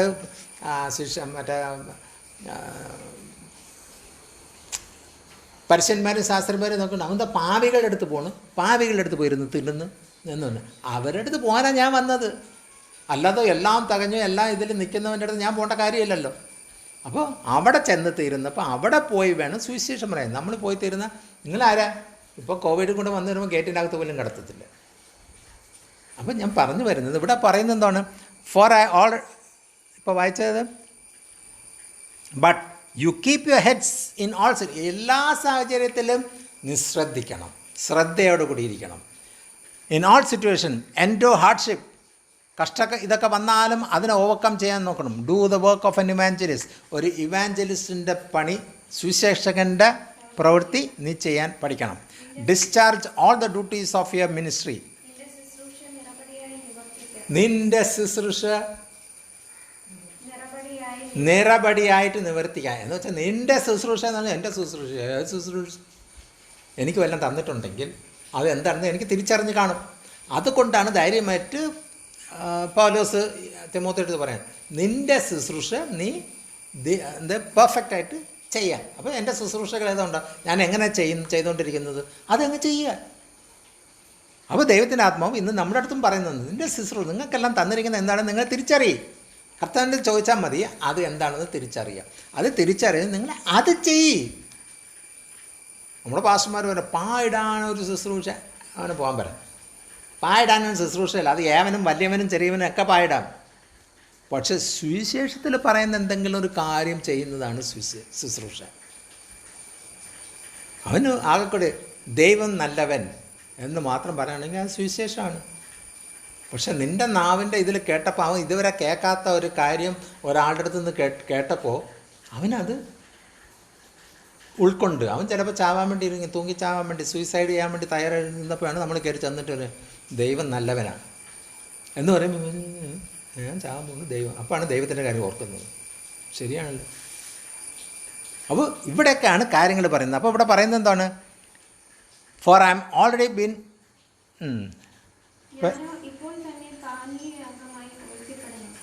അപ്പം ഞാനോ വെള്ളം കണക്ക് പേസ്റ്റാക്കി എല്ലാം ഒഴുക്കപ്പെടുന്ന ഇതിൽ വേസ്റ്റാക്കി കളയാൻ വേണ്ടി ഇരിക്കുന്ന ഒരവസ്ഥയാണ്. ഞാൻ കൂടുതൽ നാളും നിൻ്റെ കൂടെ ഉണ്ടാവില്ല, കാരണം എൻ്റെ സമയം തീരാറായി. എൻ്റെ മരണത്തിൻ്റെ സമയവും അടുത്തിരിക്കുന്നു. തിമോഥെയോസിനടുത്ത് പൗലോസ് വ്യക്തമായിട്ട് പറയണേ, അതായത് ഇനി ഞാൻ ഉണ്ടാവില്ല. അതിനുമുമ്പേ കർത്താവ് പറഞ്ഞ് എന്താ, ഞാൻ പോകുന്നു, ഇനി മറ്റൊരു കാര്യസ്ഥൻ വരും, ആ കാര്യസ്ഥനാണ് നിങ്ങളെ നേരെ ചെവി കൊണ്ടുപോകുന്നത്, ഇനി ഞാൻ വരും. ആ വരുന്ന സമയത്ത് രണ്ടാം വരവ് എന്ന് പറയുന്നത് അപ്പോഴും നിങ്ങൾ ഒരുങ്ങിക്കൊള്ളണം. നിങ്ങൾ ചെയ്യാനുള്ളത് എന്താണ്? സുവിശേഷം ഇവാഞ്ചലിസ്റ്റായിട്ട് പോയിട്ട് എല്ലായിടത്തും സുവിശേഷം അറിയിച്ച് എൻ്റെ സമയം വരുമ്പോൾ എല്ലാവരും സുവിശേഷം അറിഞ്ഞിരിക്കണം എന്ന് പറയാൻ വേണ്ടി. അപ്പോൾ അവിടെയൊക്കെ എല്ലാവർക്കും സുവിശേഷം പറയാൻ വേണ്ടിയാണ്. അപ്പോൾ നമ്മളിവിടെ ഇരുന്നുകൊണ്ട് നമ്മളിവിടെ ഇരുന്ന് പറഞ്ഞില്ലല്ലോ എന്ന് പറഞ്ഞാൽ ചുമ്മാ നമ്മൾ വചനം പറഞ്ഞാൽ സുവിശേഷം ആവത്തില്ല. സുവിശേഷം എന്ന് പറയുന്നത് അത് കേട്ടപ്പോൾ 5000 പേര് കർത്താവിൻ്റെ സന്നിധിയിൽ ചേർന്നു, 3000 പേര് ചേർന്നു എന്നൊക്കെ പറഞ്ഞിട്ടിങ്ങനെ പറയുന്നത്. സുവിശേഷം പറഞ്ഞു തരുമ്പോൾ അവിടെ വിടുതൽ നടക്കണം. അവർ കർത്താവിൻ്റെ അംഗത്വം പ്രാപിക്കണം. അവിടെ മതം മാറ്റൽ അല്ല ഇവിടെ പറയുന്നത്. അവൻ്റെ ഉള്ളിൽ മാനസാന്തരപ്പെടണം, അവൻ്റെ ഉള്ളിൽ പരിച്ഛേദനം നടക്കണം, അവൻ്റെ ഉള്ളിൽ വ്യത്യാസങ്ങൾ വന്നു തുടങ്ങണം, അവൻ്റെ ജീവിത രീതിയിൽ വ്യത്യാസം വരണം. അവൻ ഏത് ജാതിയ മതം ആയിക്കോട്ടെ, പക്ഷെ ദൈവം നോക്കുമ്പോൾ എന്തോ, ഞാൻ സൃഷ്ടിച്ച വ്യക്തി, അത് എൻ്റെ ചായൽ സൃഷ്ടിച്ചതാ. നമ്മളെവിടെ വന്നിട്ട് ജാതി മതം എന്നെല്ലാം പറഞ്ഞിട്ട് വേർപ്പെടുത്തി വെച്ചിരിക്കുന്നത്. ആണും പെണ്ണുമായിട്ട് മാത്രമേ ദൈവം സൃഷ്ടിച്ചുള്ളൂ. അവരുടെ അടുത്ത് പറയാനാണ് പറയുന്നത്. അവർ വന്ന് ഇങ്ങനെ ഞായറാഴ്ച വന്ന് കൂടണമെന്നൊന്നും പറഞ്ഞിട്ടില്ല. പക്ഷെ ദൈവത്തിൻ്റെ നാമത്തിൽ നാം എവിടെ കൂടിയാലും അവിടെ ദൈവത്തിൻ്റെ സാന്നിധ്യമുണ്ട്. അത് പഠിപ്പിക്കാനാണ് ഇപ്പോൾ അത് ചർച്ചും ഇല്ല, ഒന്നുമില്ല. ദൈവത്തിൻ്റെ നാമം നമുക്ക് ദൈവം ഇതൊക്കെ നേരത്തെ കണ്ടുകൊണ്ടായിരിക്കുന്നു. ഇതൊക്കെ നടക്കുന്ന മുമ്പേ പണ്ട് നമ്മൾ ഒറ്റയ്ക്ക് തന്നെ വീട്ടിൽ ശുശ്രൂഷകൾ തുടങ്ങിയത്. മറ്റവരെല്ലാം ഞായറാഴ്ച പള്ളി പോയാലേ പറ്റുള്ളൂ. അവിടെ പോയിരുന്നിട്ട് ഇന്ന് എന്തായിരുന്നു എന്ന് പരദൂഷണം പറഞ്ഞിട്ടാണ് ഇറങ്ങിപ്പോണത്. നമ്മളോ അന്നേ വീട്ടിൽ വെച്ച് ഭജനവും പാട്ടും കാര്യങ്ങളും പാടിക്കൊണ്ട് പോകുന്നത്. ഇപ്പോൾ അതാ കറക്റ്റായിട്ട് ട്രെയിനിങ് അന്ന് തന്ന് ഇന്നിപ്പോൾ പ്രാക്ടിക്കലാക്കി നടക്കുന്നു. ദൈവം മുൻകൂട്ടി നമുക്ക് തന്നു. ഇനിയിപ്പോൾ ഞാൻ ആലോചിക്കണം, ഇനി എന്തൊക്കെ നമ്മൾ ചെയ്തുകൊണ്ടിരിക്കും, മറ്റത് ചെയ്യുന്നില്ലല്ലോ എന്ന് പറയുമ്പോൾ അതിൻ്റെ സമയം ഞാൻ എപ്പോഴും പറയാറില്ല, 9 വർഷം നിങ്ങൾ പിന്നിലോട്ടാണെന്നെല്ലാം പറയുന്ന കണക്ക് അവിടെ പെന്തക്കോസ്ത് ലോകത്തിൽ നമ്മൾ പറയുകയാണെങ്കിൽ 25 വർഷത്തിൽ നിങ്ങൾ പിന്നിലോട്ടാണ്. ഇനി നിങ്ങളിവിടെ എത്തണമെങ്കിൽ ഇനി 25 വർഷം കഴിയണം. അപ്പോൾ നമ്മൾ ശരിക്കും അകംഭാവത്തിലാണ് പറയുന്നത്, അല്ല നമ്മുടെ അനുഭവം കൊണ്ട് വെച്ചിട്ടാണ് പറയുന്നത് എന്ന് വിചാരിച്ചിട്ട് കർത്താവിൻ്റെ രണ്ടാം വരവ് വരുന്ന സമയത്ത് നമ്മൾ പോകാനുള്ള ക്വാളിഫിക്കേഷൻ അല്ല. അവരെക്കാൾ 25 വർഷങ്ങൾക്കോളം കൂടുതൽ നമ്മൾ ക്വാളിഫൈഡ് ആണെന്ന് പറയുമ്പോൾ കർത്താവ് നമ്മുടെ കൂടെയാണ്, നമ്മുടെ കൂടെ സ്നേഹമാണ്, അതേപോലെ അവരുടെ കൂടെയും സ്നേഹം തന്നെയാണ്. പക്ഷെ കർത്താവിൻ്റെ സന്നിധിയിൽ എടുക്കപ്പെടുന്ന രീതി വരണമെങ്കിൽ പരിശുദ്ധാത്മാവിനെ പ്രാപിച്ച് ആ ആത്മാവിൽ നിൽക്കുന്ന സമയത്ത് മാത്രമേ പിതാവായ ദൈവം പുത്രനെ രണ്ടാം വരവിന് ടൈമിന് വിടുമ്പോൾ ആ കൂട്ടത്തിൽ എടുക്കുന്ന സമയത്ത് ആത്മാവിൽ കൂടെ പരിശുദ്ധാത്മാവിനാൽ അല്ലെങ്കിൽ കർത്താവ് ആത്മാവിൽ വന്ന് മധ്യാവസ്ഥ നിൽക്കുന്ന സമയത്ത് നമുക്ക് എടുക്കപ്പെടും. അങ്ങനെ ഉള്ളവർക്കാണ് കർത്താവിനെ കാണാൻ പറ്റുന്നതും എടുക്കപ്പെടുന്ന കൂട്ടത്തിൽ വരും. ബാക്കിയുള്ളവർ ഇതെല്ലാം കാണും, നമ്മുടെ കൂടെ ഇരുന്നവരെ കണ്ടില്ല. അവർ കർത്താവിനെ കാണുമെന്ന് എനിക്കറിഞ്ഞൂടാ, പക്ഷേ ലോകത്തിലുള്ള എല്ലാം കാണുമെന്നല്ലേ പറഞ്ഞത്, അതുകൊണ്ട് കാണുമായിരിക്കും. പക്ഷേ കൂടുതൽ കാണുന്നത് എന്താ, അടുത്ത് നമ്മുടെ എന്നാളെ കണ്ടില്ല. അതിന് നമ്മൾ സിനിമയൊക്കെ കാണിച്ചിരിക്കുന്നത് അവിടെ ഇരിക്കുമ്പോൾ ആളുടെ ഡ്രസ്സും കാര്യങ്ങളും അവിടെ കിടക്കും. അപ്പോൾ അതിൻ്റെ അർത്ഥം എന്താ, ഡ്രസ്സ് അവിടെ കിടക്കും, ബോഡിയോടുകൂടി കർത്താവ് കൊണ്ടുപോയത്. കർത്താവ് വ്യക്തമായിട്ട് പറയുന്നു, ആത്മാവിൽ വരുന്നത് ആത്മാവിനെയാണ് കൊണ്ടുപോകുന്നത്. നിൻ്റെ ശരീരമാവുന്ന ബോഡി അവിടെ കിടക്കുമെന്നാണ്. ആൾക്കാർ അവിടെ ചത്ത കണക്ക് കിടക്കും, പക്ഷേ അവൻ്റെ ആത്മാവിനെ എടുക്കപ്പെടും എന്നാണ്. 7-ാമത്തെ, I fought the good fight, ഞാൻ നല്ല യുദ്ധം ചെയ്തു. I have finish the race, ഞാൻ ആ നല്ല യുദ്ധം ചെയ്ത് ആ ഓട്ടം തികച്ചു. ഒളിമ്പിക്കിൽ എല്ലാവരും ഓടി വന്ന് ഓട്ടം തികച്ചു, അതല്ല പറയുന്നത്. ജീവിതത്തിൽ ദൈവത്തിന് തന്ന കൃപയ്ക്കൊത്തവണ്ണം നീ എത്ര നാൾ എത്ര ദീർഘത്തിൽ നീ ഓടിയോ, ആ ഓട്ടം നീ തികച്ചോ? I have finished the race, I have kept the faith. ആ ഓട്ടം ഓടിക്കൊണ്ടിരുന്ന വിശ്വസ്തയോടുകൂടിയാണ് ഓടേണ്ടത്. അല്ലാതെ അവിടെയും കപടം കാണിക്കരുത്. ഇങ്ങനെ ഓടിക്കൊണ്ടിരിക്കുമ്പോൾ അവിടെ കാണുന്ന ജെറുസലേം, അപ്പോൾ ഇത്രയും ദൂരം അവിടെ ഇതിൽ ഷോർട്ട് കട്ടുണ്ട്, ഇതിലെ ഓടിയാൽ അവിടെ പെട്ടെന്ന് എത്താം. അപ്പോൾ അതല്ല, വിശ്വാസത്തോടെ I have finished the race, I have kept the faith. ആ വിശ്വാസത്തോട് കർത്താവ് എന്ത് പറഞ്ഞു, ആ വിശ്വാസത്തോടു കൂടി തന്നെയാണ് ഞാൻ ഓടിയത്. Now there is in store for me. ഇപ്പം എനിക്കൊരു ഉറപ്പുണ്ട്, എനിക്ക് വേണ്ടി കരുതി വച്ചിരിക്കുന്നത് എന്താണ്? The crown of righteousness. നീതിയുടെ കിരീടം. നീതി എന്ന് പറഞ്ഞാൽ അപ്പോൾ നമുക്ക് ഉറപ്പ് വേണം, ഞാൻ ചെയ്തതും പ്രവർത്തിച്ചതും സംസാരിച്ച എല്ലാം നീതിയോടുകൂടിയാണ്, വിശ്വാസത്തോടുകൂടിയാണ് നമ്മൾ ചെയ്തതെന്ന് ഉറപ്പ് വന്ന പൗലോസാണ് ഇത്ര ധൈര്യമായിട്ട് പറയുന്നത്, എനിക്ക് നീതിയുടെ കിരീടം എനിക്കായി വച്ചിരിക്കുന്നെന്ന്. അപ്പോൾ എത്ര ഉറപ്പായിട്ട് പൗലോസ് പറയുന്നു. അപ്പോൾ നമ്മൾ നീതിയോട് ചെയ്തിട്ടുണ്ടെങ്കിൽ നമുക്കും ഉറപ്പായിട്ട് പറയാം. പക്ഷെ നമുക്കറിയാം എത്രയോ പ്രാവശ്യം നമ്മൾ കപടം ചെയ്തിട്ടുണ്ട്, എത്രയോ പ്രാവശ്യം നമ്മൾ പൂർണ്ണതയിൽ എത്തിയിട്ടില്ല. നമ്മളെങ്ങനെ നമ്മുടെ നാമിൽ വരത്തില്ല. പക്ഷെ പൗലോസ് അത് വ്യക്തമായിട്ട് പറയാണ്, ഞാൻ നീതിയോട് ചെയ്തുകൊണ്ട് ആ കിരീടം ഞാൻ എനിക്ക് വച്ചിരിക്കുന്നെന്ന്. With the Lord the righteous judge will award to me. അത് വായിച്ച മലയാളം, നീതിയുള്ള ന്യായാധിപനായ കർത്താവ് ആ ദിവസത്തിൽ എനിക്ക് ആ കിരീടം തരും. എനിക്ക് മാത്രമല്ല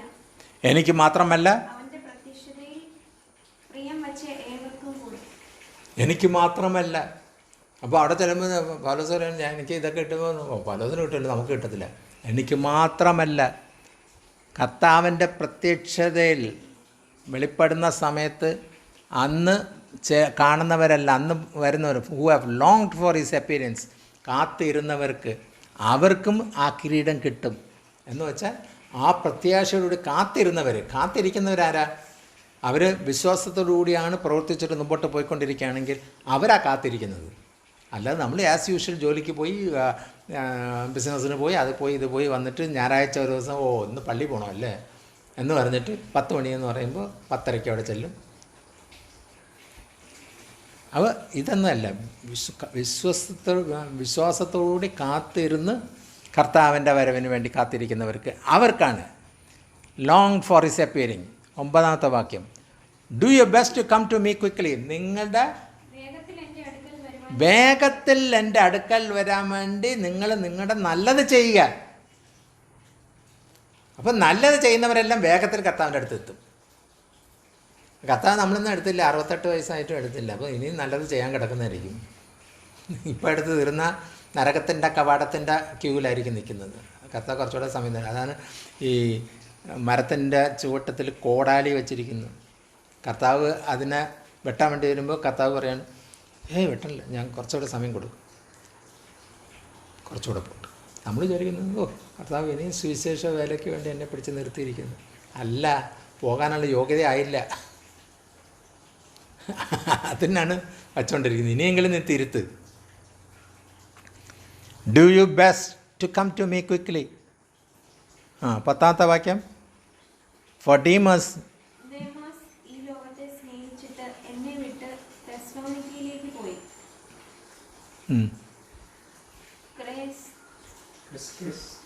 ക്രൈസ്കേസ് ഗലാത്യയ്ക്കും തീത്തോസ് ദൽമാത്തിയേക്കും പോയി.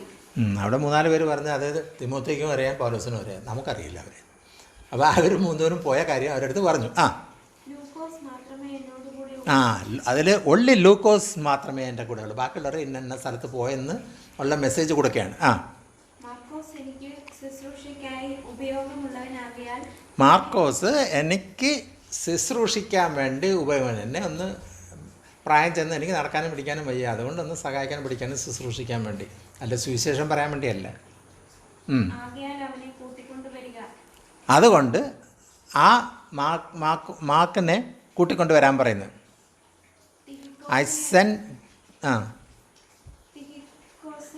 ഞാൻ എഫേസോസിലേക്ക് അയച്ചിരിക്കുന്നു. ഉം.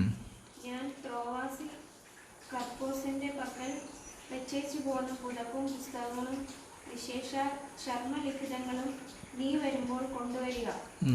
അവിടെ കുറച്ച് ബുക്കും പഴയ ബ്ലാങ്കറ്റും ഒക്കെ വച്ചിരിക്കുന്നു. അതൊക്കെ നീ വരുമ്പോൾ കൊണ്ടുവരാം. ഇത് നമ്മുടെ ഈ ലോകത്ത് നമ്മൾ പറയുന്നത് എന്ന് വരുന്നു മറ്റന്ന് ഒരു കാര്യം ചെയ്യാൻ അവിടെ എൻ്റെ ഡ്രസ്സൊക്കെ ഇരിപ്പുണ്ട്, കോട്ടും ഇതൊക്കെ ഇരിപ്പുണ്ട്, അതുകൊണ്ട് കയ്യിലെടുത്തോളണേ. അത് എത്ര സിമ്പിളായിട്ട് അന്നും ഇത് ഈ പരിപാടിയൊക്കെ ഉണ്ടായിരുന്നു. സ്ക്രോൾ സ്പെഷ്യലി ദ പെർഗമൻസ്. ചെമ്പ് പണിക്കാരൻ അലക്സാണ്ടർ. എനിക്ക് വളരെ ദോഷം ചെയ്തു. എന്നിട്ട് അവിടെയും ഒരു കാര്യം പറഞ്ഞു. ചെമ്പ് പണി ചെയ്യുന്ന ആ അലക്സാണ്ടർ എനിക്ക് ഒരുപാട് പ്രോബ്ലം ഒക്കെ ക്രിയേറ്റ് ചെയ്തതാണ്. അവന്റെ പ്രവൃത്തികൾക്ക് തക്കവണ്ണം കർത്താവ് അവന് പകരം ചെയ്യും. അവൻ്റെ പ്രവൃത്തികൾക്ക് തക്കവണ്ണം ഞാൻ അവന് 2 ഡോസും കൊടുത്തിട്ട് വരാൻ പറഞ്ഞില്ല. അവൻ ഇങ്ങനെ പ്രോബ്ലം ഉണ്ടാക്കി, പക്ഷെ അത് കർത്താവ് അതിന് മറുപടി കൊടുത്തോളൂ. ഞാൻ ഒന്നും ചെയ്യുന്നില്ല. You too should be on your guard. നീയും സൂക്ഷിച്ചോളണം എഗൻസ്റ്റ് ഹിം. അവൻ്റെ അടുത്ത് പോകുകയോ പ്രവർത്തിക്കുകയോ ചെയ്യുമ്പോൾ നീയും സൂക്ഷിച്ചോളണം. അവൻ നമ്മുടെ പ്രസംഗത്തോട് അത്യന്തം എതിർത്ത് നിന്നതുകൊണ്ട് നീയും അവനെ നമ്മൾ സുവിശേഷം സംസാരിച്ചതിനോ എതിർക്കുന്ന ഒരു കൂട്ടാണ് അത്. അതുകൊണ്ട് അവനടുത്ത് സൂക്ഷിച്ചോണം. നീ ഇപ്പോൾ സുവിശേഷം പറഞ്ഞിട്ടുണ്ടെങ്കിൽ അവൻ ആ പരിസരത്ത് വല്ലതും ഉണ്ടെങ്കിൽ അവൻ അവിടെയും പ്രശ്നം ഉണ്ടാക്കും. എത്ര കൃത്യമായിട്ട് ഇപ്പോഴത്തെ ഇത് എന്ന് എഴുതിയത് ഇപ്പോഴും നടക്കുന്ന കാര്യം. നമ്മളെ ഈ നിർത്തി വായിച്ച് വരുമ്പോഴാണ് അറിയുന്നത്. ഇപ്പോഴത്തെ ഇതുമായിട്ട് കണക്ട് ചെയ്യുമ്പോൾ ഇന്ന് നടന്ന കാര്യങ്ങളിൽ അന്ന് എഴുതി വെച്ചാൽ അന്നുള്ളത് ഇപ്പോഴും ആരും തിരുത്തിയിട്ടില്ല. പിന്നെ പറയാൻ കർത്താവ് വരട്ടെ, ഞാൻ പോകും. എന്നിട്ട്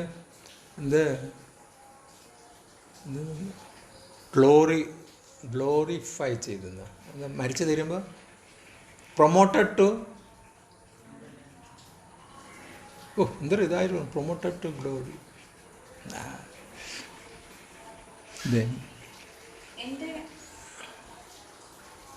Guard him against, because he strongly opposed our message. At my first defense, no one came to my support. ഞാൻ ആദ്യം 16-ാമത്തെ വാക്യം, എൻ്റെ ഒന്നാമത്തെ തുടക്കത്തിൽ ഞാൻ ഈ സുവിശേഷം കാര്യങ്ങളൊക്കെ പറഞ്ഞപ്പോൾ അതിനെ എതിർത്തിരുന്ന അതിനു വേണ്ടി എന്നെ സപ്പോർട്ട് ചെയ്യാൻ വേണ്ടി ആരും വന്നില്ല. എല്ലാവരും എന്നെ കൈവിട്ടു. ഇത് കാരണം അവർക്ക് ശിക്ഷ വരാതിരിക്കട്ടെ. But the Lord stood at my side. പക്ഷെ പിതാവായ ദൈവം എൻ്റെ വശത്തുണ്ടായിരുന്നു. ഇത് കേട്ടപ്പോഴാണ് ഞാനിപ്പോൾ ഞാൻ എപ്പോഴും ചിന്തിക്കാറുണ്ട്, അവിടെ സുവിശേഷം പറഞ്ഞു, ഇവിടെ സുവിശേഷം പറഞ്ഞു, ഇതിനടുത്ത് പോയിരുന്നാലും പറഞ്ഞപ്പോൾ ആരും അംഗീകരിക്കുന്നില്ല. അവരെല്ലാം എതിർത്ത് നിൽക്കുന്നത്. ഇതെന്തൊരു സുവിശേഷം എന്ന് പറഞ്ഞാൽ ഇങ്ങനെയൊന്നുമല്ല. അമേരിക്കയിൽ എവിടെയൊക്കെ പോയി പറയണമെന്ന് പറഞ്ഞത്. ഭാഗ്യത്തിന് കർത്താവ് ആദ്യം മുതൽ ഗുഗാണ്ട മനുഷ്യനെ തിന്നുന്ന അടുത്താണ് എന്നെ സുവിശേഷം പറഞ്ഞത്. അവിടെ തന്നെ പിശാചുകൾ ഇളകിയത്. ആദ്യത്തെ ശുശ്രൂഷയിൽ പിശാചുകൾ ഇളകിയത് ഞാൻ അന്നാണ് കാണുന്നത്. നിങ്ങളൊക്കെ അന്ന് ആ സഭയിൽ പോകുന്നിടത്ത് പിശാചൊക്കെ ഇളകിയത് കണ്ടിട്ടുണ്ട്, പക്ഷെ ഞാൻ ഇതുവരെ കണ്ടിട്ടില്ല. പക്ഷേ എൻ്റെ ഫ്രണ്ടിൽ ദൈവം എന്നെക്കൊണ്ട് തന്നെ ആ ശുശ്രൂഷ ചെയ്യിപ്പിച്ച് പിശാചുകൾ 1-2 അല്ല. അയ്യോ, അത് ഭയങ്കര ബഹളങ്ങളായിരുന്നു. തുടക്കത്തിൽ അതൊക്കെ കണ്ടപ്പോൾ ഞാൻ അന്തം വിട്ടു. ഞാനിപ്പോൾ എന്താ ചെയ്യണം? പക്ഷെ നോക്കിയപ്പോൾ എനിക്ക് ഫ്ലൈറ്റ് നേരത്തെ കിട്ടി പാസ് എടുത്ത് പറഞ്ഞിട്ടുണ്ട്, എനിക്ക് ഇത്ര മണിക്ക് ഇവിടെ നിന്ന് ഇറങ്ങിയേ പറ്റൂ, യോഗം തീർന്നാലും തീർന്നില്ലെങ്കിൽ. നോക്കിയപ്പോൾ ഞാൻ ടൈം ആത്തിയപ്പോൾ ഞാൻ പാസ്റ്ററിനെ നോക്കുന്നു. എന്നാൽ പാസ്റ്റർ അന്തം വിട്ടിട്ടിരിക്കുന്നു. കാരണം ഇതിങ്ങനെ ഇരിക്കാനത് ഇട്ടുകൊണ്ട് പോകാൻ ഒക്കത്തില്ല. എന്നിട്ട് ഞാൻ ഒരു മണി തണുപ്പിക്കുന്ന രീതിയിൽ കുറച്ചൊക്കെ വെച്ചിട്ട് എന്നിട്ട് അവിടെ വിളിയും ബഹളം നടക്കുന്നു. ഞാൻ പറഞ്ഞ് പോകാം എന്ന് പറഞ്ഞപ്പോൾ പാസ്റ്റർ ഇറങ്ങി, അതിൻ്റെ കൂടെ 2-3 പേര്. കാരണം പിന്നെ പാസ്റ്റർ അവിടെ ഇല്ല. ഞായറാഴ്ച യോഗം ഞങ്ങൾ വന്ന് നേരെ എയർപോർട്ടിൽ കൊണ്ടുപോയി ആക്കി. അപ്പം ഞാൻ ആലോചിക്കുകയാണ്, പിശാചിനെ അന്ന് എൻ്റെ ഫ്രണ്ടിൽ വെച്ച് ഞാൻ കാണാൻ പറ്റി ആദ്യം. ഇത്രയേ ഉള്ളൂ. അപ്പം ഞാൻ ഒന്നും ചെയ്തില്ല. ആദ്യമായിട്ട് ഉഗാണ്ടയിൽ ചെന്നപ്പോൾ ശുശ്രൂഷിച്ചത് അതും 3 സ്ഥലത്ത്. ഒരു സ്ഥലത്ത് 5-6 സഭക്കോട് ചേർന്ന് ഒരു സ്കൂൾ ഹാൾ അവർ അറേഞ്ച് ചെയ്തു. അപ്പോഴ് ഇന്ന് അവിടെ എത്തി പെട്ടെന്ന് അവർ ഹാളൊക്കെ റെഡിയാക്കി. അവിടെയും ശുശ്രൂഷിച്ച്. വേറെ സ്ഥലത്ത് ശുശ്രൂഷിച്ചപ്പോൾ ഇയാൾക്ക് എങ്ങനെ മനസ്സിലായി ഇവിടെ ഇങ്ങനെയൊക്കെ നടന്നു? അവിടെ ശുശ്രൂഷിച്ചപ്പോൾ പാസ്റ്ററിനടുത്ത് എങ്ങനെ മനസ്സിലായി? ഞാൻ എന്താ മനസ്സിലായി? ഇവിടെ സഭ കഴിഞ്ഞ ആഴ്ച യോഗം ഇല്ലായിരുന്നു, അതിന് മുമ്പത്തെ ആഴ്ച സഭ 2ആയി. അവിടുത്തെ ഒരാൾ കൊച്ച് മരിച്ചു, സുഖമില്ലാത്തതുകൊണ്ട് പ്രാർത്ഥിച്ചിരുന്നു, മരണം സംഭവിച്ചു, അതിന് സഭ 2ആയി എന്നെല്ലാം പറഞ്ഞിട്ട്. അപ്പം ഞാൻ അന്ന് എന്തോ ഒരു സബ്ജക്റ്റ് സംസാരിച്ചത്. അപ്പം ഞാൻ ആലോചിക്കണം, തുടക്കത്തിൽ കർത്താവ് അപ്പോൾ ആഫ്രിക്ക പോകണമെന്ന് ആഗ്രഹം വന്ന് തീർന്ന് തുടങ്ങിയപ്പോൾ ആദ്യം ഒരു കണക്ഷൻ കിട്ടിയത് ഉഗാണ്ടക്കാരൻ. ഞാൻ കാറിൻ്റെ അകത്ത് ഇരിക്കുന്ന സമയത്ത് സൈഡിലൊക്കെ നിന്ന് ഇവന്മാർ എന്നെ കടിച്ച് തിന്നുമോ അതോ മറ്റേ ഇതി യമീൻ ആണോ എന്ന് പറഞ്ഞിട്ട് ചിന്തിക്കുന്നത്. അപ്പോൾ ഞാൻ ഇവരെന്ത് പറ്റി ഇങ്ങനെ ഇരിക്കുന്നു? ഞാൻ പറഞ്ഞില്ല, ഈ രാജ്യത്തിലാണല്ലോ നിങ്ങളുടെ ഭരണാധികാരി മനുഷ്യനെ തിന്നുന്നത്. ഓ, അയാൾ മരിച്ചൊരു കാലം കുറച്ചായില്ല, അതൊക്കെ തീർന്നു. ഞാൻ ഇപ്പം അങ്ങനെ ആരുമില്ലേ, ഒന്ന് അവരെല്ലാം ചിരിക്കുന്നു. അപ്പോൾ ഞാൻ പറഞ്ഞിരുന്നു. അപ്പോൾ ഞാൻ ഇതൊക്കെ ഉള്ളിൽ മനസ്സിൽ വെച്ചു. പക്ഷെ എന്നാലും ദൈവത്തിൻ്റെ ആത്മാവ് എത്ര ധൈര്യം തന്നത് അവിടെ പോകാൻ, ആദ്യമായിട്ട് ഒരു ആഫ്രിക്കയിൽ പോകാൻ വേണ്ടി. അപ്പോൾ അവിടെ ചെന്ന് വിടുതലിൻ്റെ ശുശ്രൂഷ കാണുവാൻ സാവകാശം ഒരിക്കൽ പോകും. അപ്പോഴാണ് ഞാൻ ആലോചിക്കുന്നത്, ഞാനൊന്നും ചെയ്തില്ലല്ലോ, ഇത് ഞാനൊന്നും ചെയ്യേണ്ട കാര്യമില്ല, അത് പിതാവായ ദൈവം ചെയ്യേണ്ട കാര്യം. നമ്മൾ വഴി തുറന്നു വരുമ്പോൾ അവിടെ പോകുക എന്ന് മാത്രമേ ഉള്ളൂ. എവിടെ അവസരം കിട്ടുന്നു, വചനം സംസാരിക്കാൻ അവസരം കിട്ടുന്നു, നമ്മൾ സംസാരിക്കുക. അല്ല നമ്മൾ അടിച്ച് കമിച്ച് എനിക്കിന്ന് ശുശ്രൂഷിക്കാൻ സമയം തരണേ, 15 മിനിറ്റ് തരാം. 15 മിനിറ്റ് പറ്റത്തില്ല, ഒരു മണിക്കൂറെങ്കിലും കിട്ടിയാലേ എനിക്ക് പറ്റുള്ളൂ. പണ്ട് നമ്മുടെ സഭയിൽ ഒരാളുണ്ടായിരുന്നല്ലോ, അയാൾക്ക് 5-10 മിനിറ്റ് കൊടുത്താലും അയാൾ 1 മണിക്കൂർ എടുക്കും. മൈക്ക് കിട്ടിയാൽ പിന്നെ നിർത്തുന്ന പരിപാടിയില്ല. എന്തോ ആയിക്കോട്ടെ. ഇവിടെ എന്നിട്ട് പറയുന്നത്, അറ്റ് മൈ ഫസ്റ്റ് ഡിഫെൻസ്, എൻ്റെ ആദ്യത്തെ ഈ ശുശ്രൂഷയും തടസ്സപ്പെടുത്താൻ വേണ്ടി ശ്രമിച്ചിട്ട് ഞാൻ അതിൽ നിന്നപ്പോൾ എന്നെ സപ്പോർട്ട് ചെയ്യാൻ ആരുമില്ല. But everyone deserted me, എന്നെ വിട്ട് പലരും പോയി. May it not be held against them, അവരുടെ നേർക്ക് ഒരു സംഭവവും നെഗറ്റീവായിട്ട് സംഭവിക്കാതിരിക്കട്ടെ. But the Lord stood at my, പക്ഷേ പിതാവായ ദൈവം എൻ്റെ കൂടെ ഉണ്ടായിരുന്നു. അതാണ് ഞാൻ ഇപ്പോഴും പറയുന്നത്. ഇവിടെയൊക്കെ പോയി തരുന്ന ആരും അംഗീകരിച്ചില്ലെങ്കിലും അംഗീകാരമൊന്നും ഇല്ലെങ്കിലും ശരി തന്നെ, എൻ്റെ ദൈവം എൻ്റെ കൂടെ ഉണ്ടെന്ന് ഉറപ്പ് വന്നപ്പോൾ ഞാൻ ധൈര്യമായിട്ട് പോകണം.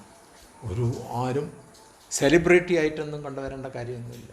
പക്ഷേ എൻ്റെ ദൈവം എൻ്റെ കൂടെ ഉണ്ടെങ്കിൽ ഏത് സെലിബ്രിറ്റി ഇവിടെ ആർക്ക് വേണം? ആൻഡ് ഗേവ് മീ സ്ട്രെങ്ത്, എനിക്ക് ശക്തിയും ബലവും തന്നു. So that through me the message might be fully proclaimed. ആ മലയാളം വായിച്ച പ്രസംഗം എന്നെ കൊണ്ട് നിവർത്തിപ്പാനും സകല ജാതികളും കേൾപ്പാൻ വേണ്ടി എന്നെ ശക്തീകരിച്ചു. And I was delivered from the lion's mouth. അങ്ങനെ ഞാൻ സിംഹത്തിൻ്റെ വായിൽ നിന്നും രക്ഷ പ്രാപിച്ചു. സിംഹത്തിൻ്റെ വായിൽ നിന്നും എന്നെ രക്ഷപ്പെടുത്തി എന്ന് പറയുമ്പോൾ അപ്പോൾ തന്നെ അതിനുശേഷം ഈ ഒരു പ്രവൃത്തിയെല്ലാം കണ്ടു തീരുമ്പോൾ പിന്നെ ഇനിയിപ്പോൾ എന്ത് വന്നാലും എനിക്ക് വിഷയമല്ല. അതാണ് ഞാൻ എപ്പോഴും പറയുന്നത്, നമ്മളെ 9 പേരും ദൈവം തീമന്തൽ കോട്ടയ്ക്കകത്ത് സൂക്ഷിച്ചിരിക്കുമ്പോൾ നമ്മൾ ഭയം എന്ന് പറഞ്ഞ സംഭവം നമ്മളിൽ വരരുത്. നമുക്ക് ഭയം എന്ന സംഭവം നമ്മുടെ മനസ്സിൽ എവിടെയെങ്കിലും ഉള്ളിലുണ്ടെങ്കിൽ അതിൻ്റെ അർത്ഥം ആത്മാവ് നമ്മുടെ ഉള്ളിലില്ല. കാരണം വചനം പറയുന്നത് ദൈവത്തിൻ്റെ ആത്മാവ് സുബോധവും പരിജ്ഞാനവും സ്നേഹത്തിൻ്റെ ആത്മാവാണ്, ഭീരുത്വത്തിൻ്റെ ആത്മാവല്ല, ധൈര്യത്തിൻ്റെ ആത്മാവാണ്. അപ്പോൾ ദൈവത്തിൻ്റെ ആത്മാവുണ്ടെങ്കിൽ ധൈര്യത്തിൻ്റെ ആത്മാവുണ്ട്. അവിടെ പുലിയുണ്ട് എന്ന് പറഞ്ഞിട്ട് അയ്യോ അവിടെ പോകണ്ട എന്ന് പറഞ്ഞിരുന്നാൽ ബോധക്കേടോടുകൂടി കയറി പോകാമെന്ന കാര്യമല്ല പറഞ്ഞത്. അവിടെ ഒരു വിഷയം വന്ന് നമ്മൾ പോകേണ്ട ഒരു സിറ്റുവേഷൻ ആണെങ്കിൽ നമ്മൾ പോകണം. അപ്പോൾ അവിടെ എല്ലാം ദൈവം ആ സിംഹത്തിൻ്റെ ഇടയിൽ നിന്ന് വിടുവിച്ച ഒരു ദൈവത്തിനെയാണ് നമ്മൾ സേവിക്കുന്നത്. അപ്പോൾ ഇവിടെ പറഞ്ഞത് എന്താണ്? So that through me the message might be fully, എന്നിൽ കൂടെ ആ സുവിശേഷം പൂർണ്ണമായിട്ട് അവരെ കേൾപ്പിക്കാൻ വേണ്ടി ദൈവം ഒരുക്കി. Proclaimed all the Gentiles might here, എല്ലാ ജാതികളും കേൾക്കാൻ വേണ്ടി ഒരുക്കി. And I was delivered from the lion's mouth, ആ സിംഹത്തിൻ്റെ വായിൽ നിന്ന് എന്നെ വിടുവിച്ചു. The Lord will rescue me from every evil, എൻ്റെ പിതാവ് ആയ ദൈവം എല്ലാ ഈവിളായിട്ടുള്ള കാര്യത്തിൽ നിന്നും എന്നെ വിടുവിക്കും. I will bring me and will bring me safely to his heavenly kingdom. എന്നിട്ട് ഇവർ ഈ ഭൂമിയിലിരിക്കും നമ്മളെ പേടിച്ചൊക്കെ ഇരിക്കുന്നിടത്ത് കർത്താവ് പറയുന്നത്, അങ്ങനെ നമ്മൾ ധൈര്യമായിട്ട് ശുശ്രൂഷിക്കാൻ വേണ്ടി പോകുന്നിടത്ത് അവിടെ എന്ത് പ്രശ്നം ഉണ്ടെങ്കിലും അവിടെ നിന്ന് ഒന്നും സംഭവിക്കാതെ അവരുടെ അടുത്ത് നിന്ന് വിടുവിച്ചു. എന്നിട്ട് എന്താ ചെയ്യുന്നത്? എന്നെ സ്വർഗരാജ്യത്തിന് ആവശ്യമുള്ളത് കൊണ്ട് അവരുടെ അടുത്ത് നിന്നൊക്കെ രക്ഷ പ്രാപിച്ച് കൊണ്ടുവരും. To him be glory. ഇത് കേട്ടപ്പോഴാണ് പൗലോസ് പറയുന്നത് അവന് എന്നേക്കും സ്തുതിയെന്ന്. കാരണം ഇത്രയും കാര്യങ്ങൾ ദൈവം ചെയ്തു കൊടുക്കുന്നത്.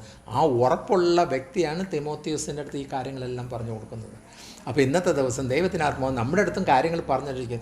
ധൈര്യപൂർവ്വം നമ്മൾ സുവിശേഷം അല്ലെങ്കിൽ ഇവാഞ്ചലിസ്റ്റായിട്ട് ഒക്കെ പോയി ചെയ്യാൻ വേണ്ടി അവസരം വരുന്ന സമയത്ത് അത് തന്നിട്ടുണ്ട്. പക്ഷെ അത് പൂർണ്ണ രൂപത്തിൽ വരണമെങ്കിൽ ആത്മാവ് പ്രാപിച്ചിരിക്കണം. ആത്മാവ് പ്രാപിച്ചാലേ ഇതൊക്കെ ചെയ്യാൻ പറ്റുള്ളൂ. അല്ല നമ്മൾ ഇവിടെ പറഞ്ഞുകൊണ്ടിരിക്കാനേ പറ്റുള്ളൂ. അപ്പോൾ നമ്മൾ ആത്മാവ് നിങ്ങൾക്കെല്ലാം ഉണ്ട്. പക്ഷെ അത് ആ തുടക്കത്തിൽ ഉള്ളൂ. അത് വളർത്തണം. വളർന്നു വരുമ്പോഴേ നമ്മുടെ പ്രവൃത്തികൾ കാണാൻ പറ്റുള്ളൂ.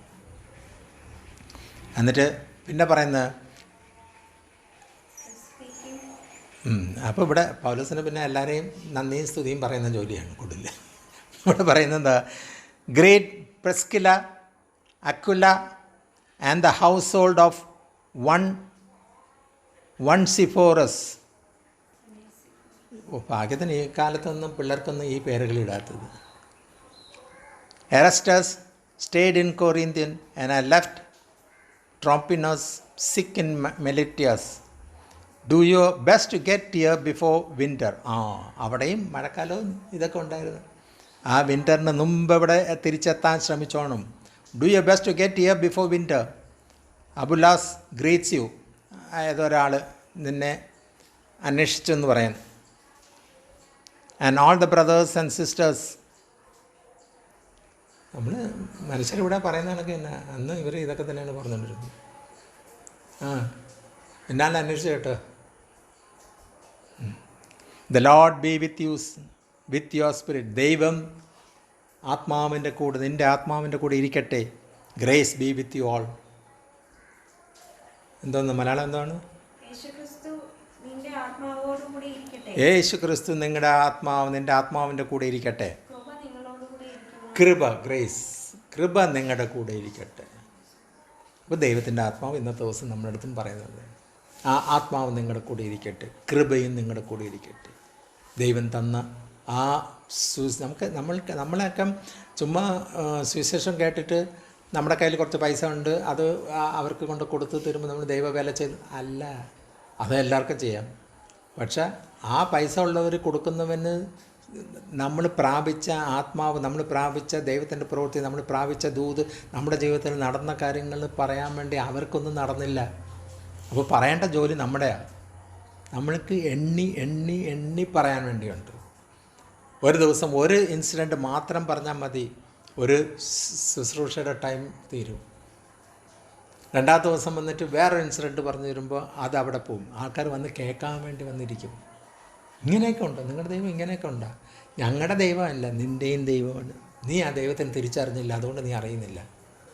ഞങ്ങളെ തിരിച്ചറിഞ്ഞതുകൊണ്ട് ഞങ്ങൾ പ്രാപിച്ചുകൊണ്ടിരിക്കുന്നു. അപ്പോൾ നിങ്ങളുടെ ദൈവവും ഞങ്ങളുടെ ദൈവമല്ല, ഈ മനുഷ്യരാശിയെ സൃഷ്ടിച്ച, ആണും പെണ്ണുമായിട്ട് സൃഷ്ടിച്ച ആ ദൈവത്തിൻ്റെ കാര്യം ഞങ്ങൾ പറയുന്നത്. ഇപ്പോഴും ജീവനോടിരിക്കുന്ന ആ ദൈവത്തിൻ്റെ കാര്യമാണ് പറയുന്നത്. കല്ലറയിൽ കൊണ്ട് അടക്കി വച്ചിരിക്കുന്ന ദൈവത്തിൻ്റെ കാര്യമല്ല. നിങ്ങളെ കൊണ്ടൊക്കെ അടക്കി വെച്ച ലോക മനുഷ്യരെ കൊണ്ട് അടക്കിയല്ലേ. 3-ാം നാൾ ഉയർത്തെണീക്കും എന്ന് പറഞ്ഞ് അതേ കണക്ക് 3-ാം നാൾ ഉയർത്തെണീറ്റു പിതാവായ ദൈവത്തിൻ്റെ വലത് ഭാഗത്തിരിക്കുന്നു. ഞാൻ പോയതിന് ശേഷം മറ്റൊരു കാര്യസ്ഥന് വിടുമെന്ന് പറഞ്ഞ് കൃത്യമായിട്ട് ആ കാര്യസ്ഥൻ വന്ന് തീർന്നപ്പോഴാണ് സുവിശേഷം പറയാൻ വേണ്ടി, അത്ഭുത അടയാളങ്ങൾ നടക്കാൻ വേണ്ടി ആ ശുശ്രൂഷന്മാർ, അപ്പോസ്തലന്മാരെല്ലാം ഇറങ്ങിയത്. അവർക്ക് ആ ധൈര്യം കിട്ടിയപ്പോഴാണ് പിന്നീടാണ് കർത്താവ് പറഞ്ഞതെല്ലാം തലയിൽ കയറി തുടങ്ങിയത്. ഇതാണ് കർത്താവ് ഊഹിച്ചത്, ഇതാണ് അന്ന് കർത്താവ് പറഞ്ഞത് എന്ന് പറഞ്ഞ കണക്ക് ദൈവത്തിൻ്റെ ആത്മാവ് വ്യക്തമായിട്ട് നമ്മുടെ അടുത്തും പറഞ്ഞു, എത്രയും പെട്ടെന്ന് പരിശുദ്ധാത്മാവിനെ പ്രാപിച്ചിട്ട് വേണമെന്ന്. പരിശുദ്ധാത്മാവിനെ പ്രാപിച്ച് തീർന്നാൽ ഈ വേദനയും വകുപ്പൊന്നും ഒരു വിഷയമല്ല. ശരീരത്തിൽ വരുന്ന വേദനയ്ക്ക് ഇതൊക്കെ ജഡമാണ്. കർത്താവ് വരുന്ന സമയത്ത് ഈ ജഡത്തിനല്ല കൊണ്ടുപോകുന്നത്, നമ്മളിൽ പ്രാപിച്ചിരിക്കുന്ന ആത്മാവിനെയാണ് കൊണ്ടുപോകുന്നത്. ഈ ജഡം ഇവിടെ ഇരിക്കുമ്പോൾ, പ്രായം ചെയ്യുമ്പോൾ, വയസ്സാകുമ്പോൾ, അല്ലെങ്കിൽ ജോലി ചെയ്യുമ്പോൾ, കൈയും കാലൊക്കെ ഒടിയുമ്പോൾ ഒക്കെ വേദനയും കാര്യങ്ങളൊക്കെ നടക്കും. അതൊക്കെ മനുഷ്യനിൽ മണ്ണ് കൊണ്ട് ചെയ്തിരിക്കുന്ന ശരീരത്തിൽ സംഭവിക്കുന്ന കാര്യങ്ങളാണ്, അല്ലാതെ ഇതൊന്നും ഒരു വിഷയമല്ല. The Lord B with you spirit, grace B with you എന്ന് പറഞ്ഞുകൊണ്ട് നമുക്ക്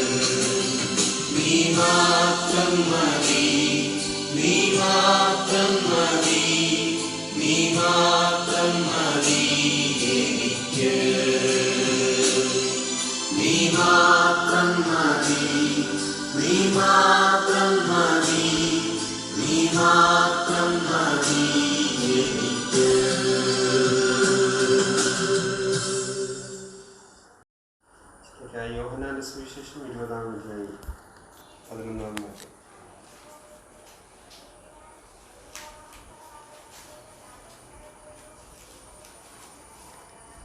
എന്നാൽ മറിയ കല്ലറയ്ക്കൽ പുറത്ത് കരഞ്ഞുകൊണ്ട് നിന്നു. കരയുന്നിടയിൽ അവൾ കല്ലറയിൽ കുനിഞ്ഞു നോക്കി. എന്നാൽ മറിയ കല്ലറയ്ക്കൽ പുറത്ത് കരഞ്ഞുകൊണ്ട് നിന്നു. നമുക്ക് ഈ ഭാഗം നന്നായി അറിയാം, പരഭാഷയിൽ ശുശ്രൂഷിച്ചു പോയതാ. എന്നാലും തന്ന വചനത്തിൽ തന്നെ പറഞ്ഞിട്ട് വേഗിരിക്കാനാകി. എന്നാൽ മറിയ കല്ലറയ്ക്കൽ പുറത്ത് കരഞ്ഞുകൊണ്ട് നിന്നു. എന്നാൽ മറിയ അവിടെ കരഞ്ഞിട്ട് നിൽക്കണമെങ്കിൽ എന്തോ ഒരു സംഭവം മുന്നിലുണ്ടായി. അതിന്റെ തൊട്ട് മേലിൽ അവിടെ ആ ഭാഗം നമുക്ക് വായിക്കാൻ മനസ്സിലാകാം. എന്നാൽ മറിയ അവിടെ തന്നെ നിന്നു. മറിയ അവിടെ നിൽക്കാനുള്ള കാരണം വേറെ ഒന്നുമല്ല. എന്തിനാണോ മറിയ അവിടെ കടന്നു വന്നത്, അല്ലെങ്കിൽ മന്ദിരക്കാരത്തി മറിയ എന്തിനാണോ അവിടെ കടന്നു വന്നത്, അത് കാണാതെ വന്നപ്പോൾ അവിടെ തന്നെ നിന്നുകൊണ്ട് കരയുക. എൻ്റെ കർത്താവെ, ഞാൻ ഇവിടെ കടന്നു വന്ന് നിന്നെ കാണാനാണ്. ഈ കർത്താവിനെ കാണാൻ വേണ്ടി, ആ മരിച്ച കർത്താവാണെങ്കിലും എന്താണെങ്കിലും എനിക്ക് എൻ്റെ കർത്താവിനെ കണ്ടാലേ മതിയാവുള്ളൂ. ഒരുക്കത്തോടെ ദൈവസന്നിധിയിലേക്ക് കടന്നു വന്ന, അല്ലെങ്കിൽ കർത്താവിനെ കാണാൻ വേണ്ടി ഒരുക്കത്തോടെ കടന്നു വന്നപ്പോൾ കാണാൻ പറ്റാതിരുന്നപ്പോൾ ആ മരിച്ചതിനെക്കാട്ടുമുള്ള സങ്കടമാണ് കർത്താവിനെ കാണാതായപ്പോഴുള്ള സങ്കടം മന്ദിരക്കാരത്തേക്ക് മറിയുണ്ടായിരുന്നു. അവിടെ നിന്നുകൊണ്ട് കരയുകയാണ്. നമ്മളവിടെ വായിക്കുമ്പോൾ മനസ്സിലാകാം, കർത്താവിൻ്റെ ശിഷ്യന്മാരായ താൻ ഒന്നാമതായി തിരഞ്ഞെടുത്ത ശിഷ്യനായ പത്രോസും താൻ സ്നേഹിച്ച യോഹന്നാനും കടന്നു വന്ന് മന്ദിരക്കാരത്തുമായി പറഞ്ഞപ്പോൾ അവർ ഓടി വന്ന് കണ്ടിട്ട് അവർക്കും ഒന്നും മനസ്സിലാകാതെ കടന്നുപോയി. എന്നാൽ കർത്താവിനെ അവിടെ കാണാനില്ല എന്നുള്ള സങ്കടമാണ് അവളുടെ ജീവിതത്തിലുണ്ടായത്.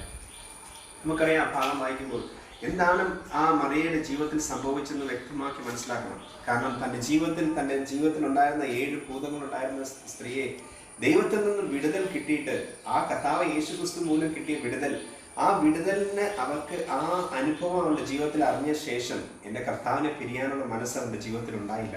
അതാണ് ഏറ്റവും വലിയൊരു സംഭവം. മന്ദിരക്കാരത്തി മറിയയ്ക്ക് കിട്ടിയ വിടുതൽ, ആ വിടുതൽ കിട്ടിയിട്ട് കർത്താവിനെ വിട്ടു പോരാനുള്ള മനസ്സ് അവരുടെ ജീവിതത്തിലില്ല.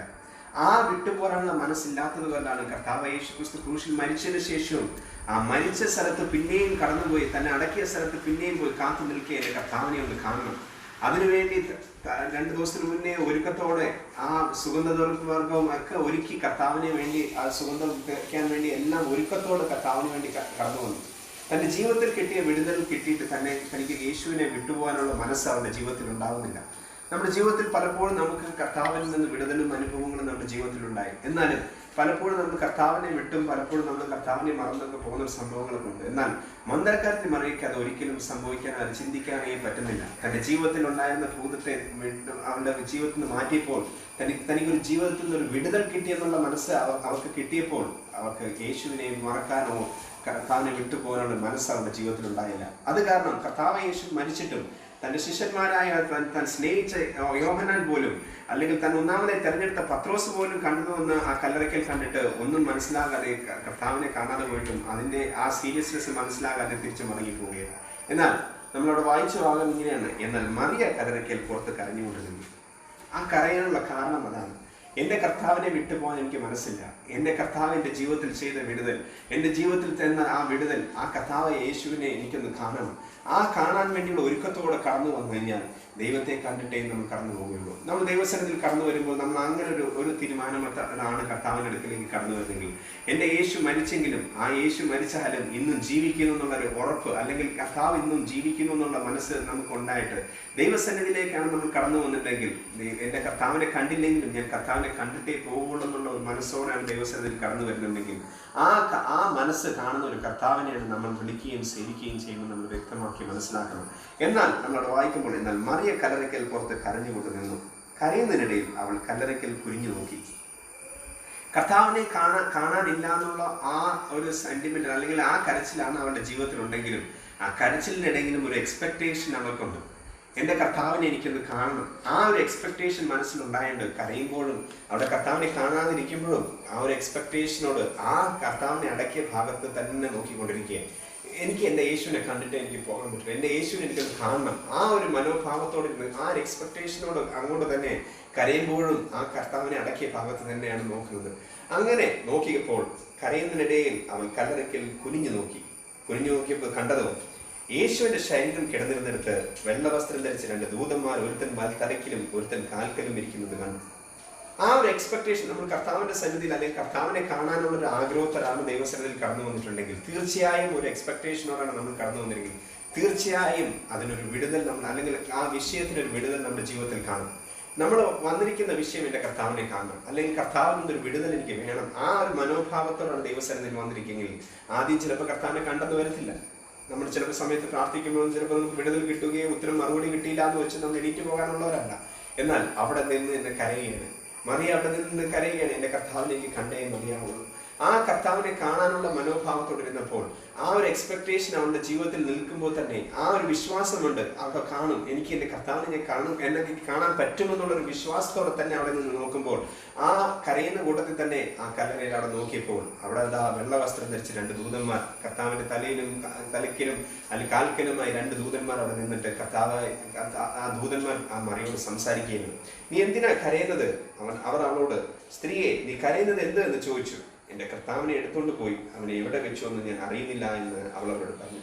അവളുടെ കരച്ചിലിന്റെ സംഭവം എന്താണെന്ന് അവളെ വ്യക്തമാക്കി നമുക്ക് മനസ്സിലാകാം. എൻ്റെ കർത്താവിനെ കാണാനില്ല, എന്നാൽ ഞാൻ കടന്നു വന്നത് എന്തിനാണ്? കർത്താവിനെ കാണാൻ. എന്നാൽ ഇപ്പോഴും ഞാൻ കരയേണ്ട വിഷയം ഒന്നുമല്ല, വേറെ ഒന്നുമല്ല, എൻ്റെ കർത്താവിനെ കാണാനില്ല. ഞാൻ വന്ന വിഷയം എൻ്റെ കർത്താവിനെ കാണാനാണെങ്കിൽ, അല്ലെങ്കിൽ കർത്താവിൽ നിന്ന് കിട്ടാനുള്ള വിടുതലിന് വേണ്ടിയാണ് നമ്മൾ ദൈവസന്നിധിയിൽ കർത്താവിൽ നിന്ന് എന്തെങ്കിലും പ്രാപിക്കാനാണ് വന്നിട്ടുണ്ടെങ്കിൽ, കർത്താവിൽ നിന്ന് പ്രാപിച്ചില്ലെങ്കിൽ കരഞ്ഞ് കർത്താവിനോട് നിലവിളിക്കുകയാണെങ്കിൽ ആ വിഷയത്തിന് നമുക്ക് മറുപടി കിട്ടും. കർത്താവിൽ നിന്ന് പ്രാപിക്കണമെന്നുള്ള എന്ത് വിഷയത്തിനാണോ ദൈവസന്നിധിയിലേക്ക് കടന്നു വരുന്നത്, അല്ലെങ്കിൽ കർത്താവിന്റെ സന്നിധിയിലേക്ക് കർത്താവിനെ കാണാൻ വേണ്ടിയുള്ള വിശ്വാസത്തോടെ കടന്നു വരുമ്പോൾ എൻ്റെ ആ വിഷയത്തിന് ആ മറുപടി കിട്ടിയില്ലെങ്കിൽ ആ വിഷയത്തിന് വേണ്ടി കരഞ്ഞുകൊണ്ട് നിൽക്കുകയാണെങ്കിൽ, നിലവിളിക്കുകയാണെങ്കിൽ തീർച്ചയായും ദൂതനോട് പറയുന്നത്, എന്തിനാണ് കരയുന്നത്? ഞാൻ കർത്താവിനെ വെച്ച സ്ഥലത്ത് കർത്താവിനെ കാണാനില്ല, ഞാൻ വന്ന വിഷയം അവിടെ കാണാനില്ല, ഞാൻ വന്ന വിഷയത്തിന് ഇപ്പോൾ ഇല്ല, വിഷയത്തിന് വിടുതൽ ദൈവം നേരത്തെ ഒരുക്കി. ഞാൻ വന്ന വിഷയത്തിനെക്കാട്ടും വിടുതൽ ദൈവം നേരത്തെ അവിടെ ഉയർത്തെഴുന്നേറ്റു. ഞാൻ കാണാൻ വന്നത് എൻ്റെ യേശുവിനെ, ഞാൻ മരിച്ച യേശുവിനാണ് കാണാൻ വന്നെങ്കിലും ആ കർത്താവ് യേശു ഇന്ന് ഉയർത്തെഴുന്നേറ്റിരിക്കുന്നു. നമുക്ക് വേണ്ടി ദൈവം നേരത്തെ ഉയർത്തെഴുന്നേറ്റു. മന്ദിരക്കാരത്തിൽ മറിഞ്ഞ് വരുന്നതിന് മുന്നേ തന്നെ കർത്താവ് യേശു ക്രിസ്തു ഉയർത്തെഴുന്നേറ്റു. എന്ന് വെച്ച് കഴിഞ്ഞാൽ നീ വന്ന വിഷയം എന്താ? മരിച്ച കർത്താവിനെ കാണാനാണെങ്കിലും എൻ്റെ കർത്താവിനെ കണ്ടിട്ടേ ഞാൻ പോകുള്ളൂ എന്നുള്ള വിശ്വാസത്തോടെ കടന്നു വന്നിട്ടുണ്ടെങ്കിൽ തീർച്ചയായും നിന്റെ വിഷയത്തിന് മറുപടി തരാൻ കർത്താവിന് കഴിയും. ആ ഒരു ഉറപ്പോടെയാണ് ദൈവസന്നിധിയിൽ ഇരിക്കുകയാണെങ്കിൽ കരഞ്ഞുകൊണ്ട് നീ നിലവിളിക്കുമ്പോൾ ഒരു എക്സ്പെക്ടേഷൻ നമ്മുടെ മുന്നിൽ വേണം. ദൈവത്തിൽ നിന്ന് എനിക്ക് പ്രാപിച്ച, അല്ലെങ്കിൽ ദൈവത്തിൽ നിന്ന് ഞാൻ കണ്ടിട്ടേ പോകുള്ളൂ എന്നുള്ളൊരു എക്സ്പെക്ടേഷനോടാണ് ആ മറിയ അവിടെ ആ കരയുന്നതിനിടയ്ക്കും ആ കല്ലറയ്ക്കൽ തന്നെ നോക്കുകയാണ്, എൻ്റെ കർത്താവിനെ എനിക്ക് കാണണം. ആ ഒരു എക്സ്പെക്ടേഷനിൽ നിന്നപ്പോൾ ദൂതന്മാർ പറയുകയാണ്, നീ എന്തിനാണ് കരയുന്നത്? എൻ്റെ കർത്താവിനെ കാണാനില്ല, പക്ഷെ കർത്താവ് ഉയർത്തെഴുന്നേറ്റു എന്ന് വ്യക്തമാക്കി മനസ്സിലാക്കിയിട്ടും എൻ്റെ കർത്താവിനെ ഞാൻ കണ്ടിട്ടേ പോകുള്ളൂ. ദൂതന്മാരുടെ വാഗുകൊണ്ട് കേട്ടു കഴിഞ്ഞു, ദൂതന്മാരിൽ കേൾക്കാനിടയായി. ഇത് പറഞ്ഞിട്ട് അവനെ എവിടെ വെച്ചു എന്ന് ഞാൻ അറിയുന്നില്ല എന്ന് അവനോട് പറഞ്ഞപ്പോൾ, ഇത് പറഞ്ഞിട്ട് അവൻ പിന്നാക്കം തിരിഞ്ഞ് യേശു നിൽക്കുന്നത് കണ്ടു. യേശു എന്ന് അറിഞ്ഞില്ല. എൻ്റെ കർത്താവിനെ കാണാനുള്ള എക്സ്പെക്ടേഷനോട് വന്നാൽ തീർച്ചയായും നമ്മൾ ദൈവത്തെ കണ്ടിട്ടേ പോകുള്ളൂ, അല്ലെങ്കിൽ ദൈവത്തിൽ നിന്ന് വിടുതൽ കിട്ടും. നമ്മൾ എന്തിനാണോ കർത്താവിനെ കാണാൻ വന്നിരിക്കുന്നത്, എൻ്റെ കർത്താവിനെ കാണാൻ വേണ്ടിയാണ് പൂർണ്ണമായ മനസ്സോടെയാണ് നമ്മൾ ദൈവസന്നിധിയിൽ കടന്നു വന്നിട്ടുണ്ടെങ്കിൽ തീർച്ചയായും ദൈവത്തെ കണ്ടിട്ടേ നമ്മൾ പോകുള്ളൂ, അല്ലെങ്കിൽ കർത്താവിന്റെ ശബ്ദം കേട്ടിട്ടേ പോകുള്ളൂ, കർത്താവിൽ നിന്ന് വിടുതൽ പ്രാപിച്ചിട്ടേ പോകുള്ളൂ. പക്ഷേ നമ്മൾ കാത്തിരിക്കണം. അവിടെ നമ്മൾ 14-ാം വാക്യം വായിച്ചു പറയും, എന്നാൽ മറിയ കല്ലറയ്ക്കൽ പുറത്ത് കരഞ്ഞുകൊണ്ട് തന്നെ നിന്നു. എന്തിനാണ് ഞാൻ ഇവിടെ കടന്നു വന്നത്? ഈ കല്ലറയ്ക്കൽ ഞാൻ വന്ന വിഷയം എന്തിനാണ്? എൻ്റെ കർത്താവിനെ കാണണം. ആ ഒരു വിഷയത്തോടെ എക്സ്പെക്ടേഷനോടാണ് ഞാൻ വന്നിട്ടുണ്ടെങ്കിൽ ഞാൻ കർത്താവിനെ കണ്ടിട്ടേ പോകുള്ളൂ എന്നുള്ള ചിന്തയിലാണ് വന്നെങ്കിൽ തീർച്ചയായും കണ്ടിട്ടേ പോകുള്ളൂ. നമ്മൾ ദൈവസന്നിധിയിൽ കടന്നു വരുമ്പോൾ, നമ്മൾ പൂർണ്ണതയോടെ ദൈവസന്നിധിയിൽ കടന്നു വരുമ്പോൾ ഒരു എക്സ്പെക്ടേഷനോടാണ് നമ്മൾ ദൈവസന്നിധിയിൽ കടന്നു വരണമെങ്കിൽ തീർച്ചയായും ദൈവത്തിൽ നിന്ന് നമ്മൾ കേൾക്കുകയും അത് അനുസരിക്കുകയും നമ്മൾ ബാധ്യസ്ഥരായിട്ട് നമ്മൾ ദൈവസന്നിധിയിൽ ഇരിക്കുകയാണെങ്കിൽ, ഒരുക്കത്തോടെ അതിരാവിലെ കടന്നു വന്ന മന്ദലക്കാരത്തെ നമ്മൾ ഒരുക്കത്തോടെ ദൈവസന്നിധിയിൽ കടന്നു വരികയാണെങ്കിൽ, താൻ സ്നേഹിച്ച ശിഷ്യന്മാരെ പോയെങ്കിലും, താൻ ഒന്നാമത്തെ തെരഞ്ഞെടുത്ത പത്രോസ് കടന്നുപോയെങ്കിലും, ഞാൻ അവരെ കണക്കല്ല, എനിക്ക് കർത്താവിനെ കണ്ടേ മതിയാവുള്ളൂ. എനിക്ക് കിട്ടിയ വിടുതൽ എൻ്റെ യേശുവിൽ കൂടെയാണ് എൻ്റെ ജീവിതത്തിൽ കിട്ടിയ വിടുതൽ. ആ വിടുതൽ കിട്ടിയ എൻ്റെ യേശുവിനെ ഞാൻ കണ്ടിട്ടേ പോകുള്ളൂ. മരിച്ചെന്ന് പറഞ്ഞാലും ഞാൻ അവൻ ഉയർത്തെഴുന്നേൽക്കുന്ന ഒരു ദൈവമാണെന്ന് നേരത്തെ പറഞ്ഞിട്ടുണ്ടെങ്കിൽ അതെൻ്റെ ജീവിതത്തിൽ കാണാൻ ഇടയാകും. അല്ലെങ്കിൽ ആ ശരീരം എവിടെ, എനിക്കത് കാണണം, എൻ്റെ കർത്താവിനെ കണ്ടിട്ടേ ഞാൻ പോകുള്ളൂ എന്നുള്ള വിശ്വാസത്തോടെ ആയിരുന്നപ്പോൾ എൻ്റെ കർത്താവ് ആദ്യം പ്രത്യക്ഷപ്പെട്ട വേറെ ആർക്കുമല്ല, മന്ദിരക്കാരത്തെ മറിയയ്ക്ക് തന്നെയാണ്. മറിയയെ പ്രത്യക്ഷപ്പെട്ടതിന് ശേഷം, മറിയെ പേർ ചൊല്ലി വിളിച്ചതിന് ശേഷം നമ്മൾ 17-ാം വാക്യം 18-ാം വാക്യം ഒന്ന് വായിക്കാം. അതിന് ഗുരു എന്നർത്ഥം. യേശു അവളോട്, എന്നെ തൊടരുത്, ഞാൻ ഇതുവരെ പിതാവിന്റെ അടുക്കൽ കയറി പോയിട്ടില്ല. എങ്കിലും നീ എൻ്റെ സഹോദരന്മാരുടെ അടുക്കൽ ചെന്നു എൻ്റെ പിതാവും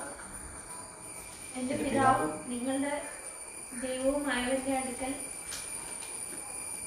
എന്റെ പിതാവും നിങ്ങളുടെ പിതാവും എന്റെ ദൈവവും നിങ്ങളുടെ ദൈവവുമായവന്റെ അടുക്കൽ ഞാൻ കയറി പോകുന്നു എന്ന് അവരോട് പറക എന്ന് പറഞ്ഞു.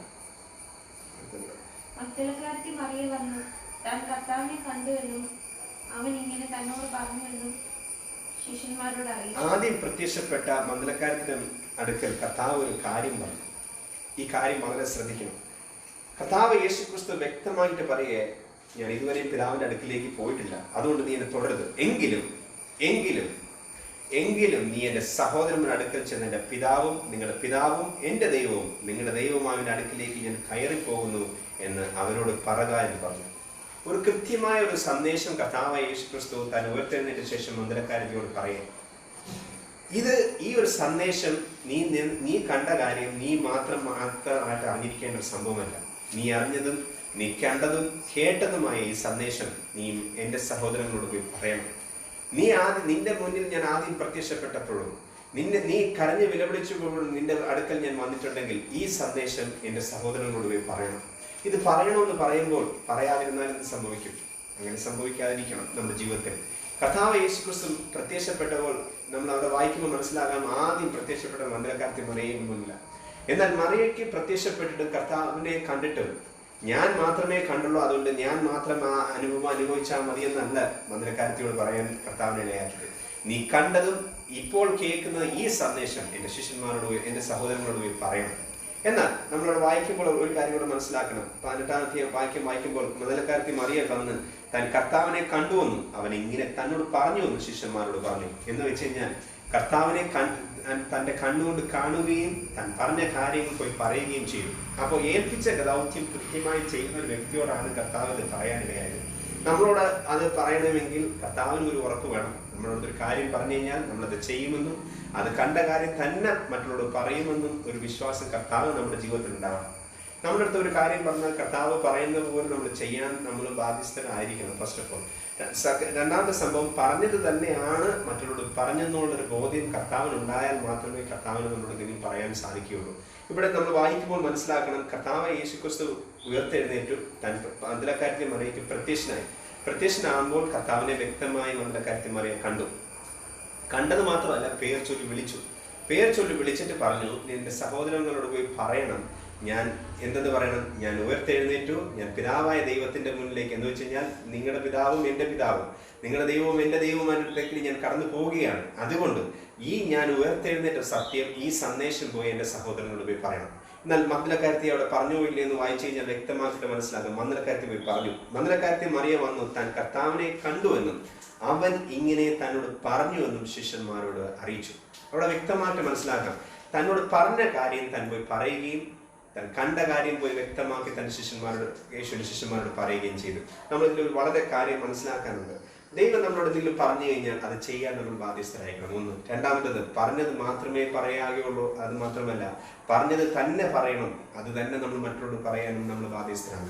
നമ്മൾ മാത്രമേ കണ്ടുള്ളൂ എന്ന് പറഞ്ഞിട്ട് ഇരുന്നിട്ട് കാര്യമില്ല. നമ്മളെ ഏൽപ്പിച്ച ദൗത്യം നമ്മൾ ചെയ്യാനും കൂടെ ബാധ്യസ്ഥരായിരിക്കണം. ഞാൻ എന്തിനാണോ കർത്താവിന്റെ സന്നിധിയിൽ കടന്നു വന്നത് എൻ്റെ കർത്താവിനെ കാണാൻ, അത് കണ്ടില്ലേ? കണ്ടെങ്കിൽ നിന്നോട് കണ്ട കാര്യം നീ മറ്റുള്ളവർ പറയുകയും വേണം. എന്തിനാണോ നീ അവിടെ നിന്ന് കരഞ്ഞത്? നമ്മൾ 12 വാക്യത്തിൽ വായിച്ച പോലെ എന്തിനാണ് മന്ത്രക്കാരത്തി മറിയ അവിടെ നിന്ന് കരഞ്ഞത്? അവിടെ നമുക്ക് വായിക്കുമ്പോൾ അറിയാം.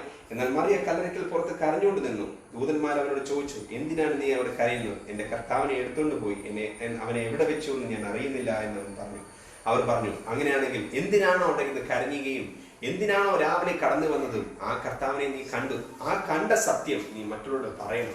മറ്റുള്ളവരുടെ ഈ സന്ദേശം പറയണമെന്നില്ല ദൈവം വ്യക്തമാക്കി മറിയോട് പറയാണ്. നീ കണ്ട സന്ദേശം, ഈ കണ്ട കാര്യം, ഈ സന്ദേശം എൻ്റെ സഹോദരനോട് പോയി പറയണം. എന്നാൽ പറഞ്ഞിട്ട് എന്ത് സംഭവിച്ചു? നമ്മളവിടെ വായിക്കുമ്പോൾ യോഹന്നാൻ സുവിശേഷം, മാത്രം ലൂക്കോസ് സുവിശേഷം, മത്തായി സുവിശേഷം വായിക്കുമ്പോൾ ഇങ്ങനെ നമുക്ക് മനസ്സിലാക്കാൻ സാധിക്കുന്നുണ്ട്. മന്ദലക്കാരത്തി മറിയയും മറ്റുള്ളവരും എല്ലാവരും കണ്ടിട്ടും പലരും പോയി പറഞ്ഞു, ഞങ്ങൾ കണ്ട സത്യം ഇതല്ല. പക്ഷെ ആരും വിശ്വസിച്ചില്ല. കർത്താവിനറിയാം മന്ദലക്കാരത്തിൽ പോയി പറഞ്ഞാലും പലരും വിശ്വസിക്കില്ല. കാരണം കർത്താവ് യേശുക്രിസ്തു ഭൂമിയിൽ വന്ന് പറഞ്ഞിട്ട് പോലും ദൈവത്തിൽ നിന്ന് വന്നവനാണെന്നും ദൈവപുത്രനാണെന്നും ദൈവം അയച്ചിട്ടാണ് പറഞ്ഞതെന്നും ദൈവത്തിൽ നിന്ന് പ്രാപിച്ചിട്ട് ദൈവം പറഞ്ഞതാണ് ഞാൻ പറയുന്നതെന്നും എല്ലാം പറഞ്ഞിട്ട് പോലും വിശ്വസിക്കാത്തവരുടെ ഇടയിലാണ് മന്ദലക്കാരത്തി മറ്റുള്ളവരോട് പോയി പറയാൻ വേണ്ടി ഇടയാകുന്നത്. തന്റെ ശിഷ്യന്മാരോട് പോയി പറഞ്ഞിട്ട് പോലും ശിഷ്യന്മാർ പോലും വിശ്വസിക്കാൻ ഇടയായില്ല. ശിഷ്യന്മാരുടെ മുന്നിൽ 11 ശിഷ്യന്മാരുടെ മുന്നിൽ പ്രത്യക്ഷപ്പെട്ടിട്ടും തന്റെ ഒരാളായ തോമസ് പോലും അവിടെ ഇല്ലാതിരുന്നപ്പോൾ വിശ്വസിച്ചില്ല. അങ്ങനെയാണെങ്കിൽ ദൈവം നമ്മളെ ഏൽപ്പിച്ചത് ചിലപ്പോൾ പറയുന്ന കാര്യങ്ങൾ ചിലപ്പോൾ മറ്റുള്ളവർ വിശ്വസിച്ച് വരില്ല. പക്ഷെ ഏൽപ്പിച്ച ദൗത്യം നമ്മൾ തികയ്ക്കണം. അതാണ് ദൈവം നമ്മളെ കുറിച്ച് ആഗ്രഹിക്കുന്നത്. മന്ദലക്കാരത്തിൽ പറഞ്ഞിട്ട് പോലും ആരും വിശ്വസിച്ചില്ല. പക്ഷേ ഞാൻ കരഞ്ഞ് നിലവിളിച്ച വിഷയം, എൻ്റെ ജീവിതത്തിൽ ഞാൻ വിളിച്ച വിഷയത്തിന് മറുപടി കർത്താവ് തന്നിട്ടുണ്ടെങ്കിൽ, എന്നെ ഏൽപ്പിച്ച ദൗത്യം കർത്താവ് എന്നെ കൊണ്ട് ചെയ്യിപ്പിക്കാൻ ആഗ്രഹിക്കുമ്പോൾ എന്നെ ഏൽപ്പിച്ച കാര്യം നമ്മൾ പൂർത്തീകരിക്കണം. ആ സന്ദേശം നമ്മളോട് പറയാൻ നമ്മളെ ഏൽപ്പിക്കുമ്പോൾ അത് അനേകരോട് പറയണം. എന്നാൽ മറ്റുള്ളവർ വിശ്വസിച്ചെന്ന് വരത്തില്ല. പക്ഷെ എൻ്റെ ദൗത്യം, എന്നെ ഏൽപ്പിച്ച ദൗത്യം ഞാൻ അത് ചെയ്തു. അതാണ് മന്ദലക്കാരത്തി 12 വാക്യത്തിൽ വായിക്കുന്നത്. മന്ദലക്കാരത്തി മറിയ വന്നു, താൻ കർത്താവിനെ കണ്ടുവന്നു. അവൻ ഇങ്ങനെ തന്നോട് പറഞ്ഞു എന്ന് ശിഷ്യന്മാരോട് അറിയിച്ചു. ഏൽപ്പിച്ച ദൗത്യം പൂർത്തീകരിച്ചു. അതാണ് പിന്നത്തേതിൽ പത്രോസിനും തന്റെ ശിഷ്യന്മാരെ മറ്റുള്ള ബാക്കിയുള്ളവരുടെ പ്രത്യക്ഷപ്പെട്ടപ്പോഴും അവരും കർത്താവിനെ പിന്നെ വിശ്വസിക്കാനിടയായി. കാരണം കർത്താവിനെ കാണാനിടയായി. എന്നാൽ പിന്നത്തേതിൽ പത്രോസും തന്റെ ശിഷ്യന്മാരും സുവിശേഷം അറിയിച്ചു തുടങ്ങുമ്പോൾ അവരും പറഞ്ഞതുപോലെ, ഞങ്ങൾ മഹിമ കണ്ട സാക്ഷികളാണ്. ഈ കണ്ട സത്യം ഞങ്ങൾക്ക് പറയാതിരിക്കാൻ വയ്യ. കാരണം കണ്ടതും കേട്ടതുമായ സംഭവങ്ങൾ ഞങ്ങൾ എല്ലാവരോടും പറയണം. കാരണം പറയാതിരിക്കാൻ ഞങ്ങളെ കൊണ്ട് സാധിക്കുകയില്ല.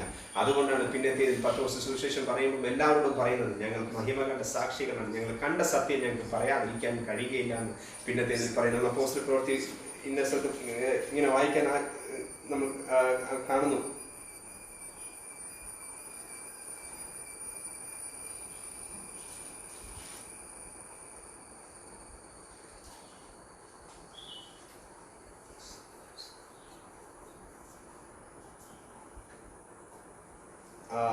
അപ്പോസ്തല പ്രവൃത്തി 5-ാം അധ്യായം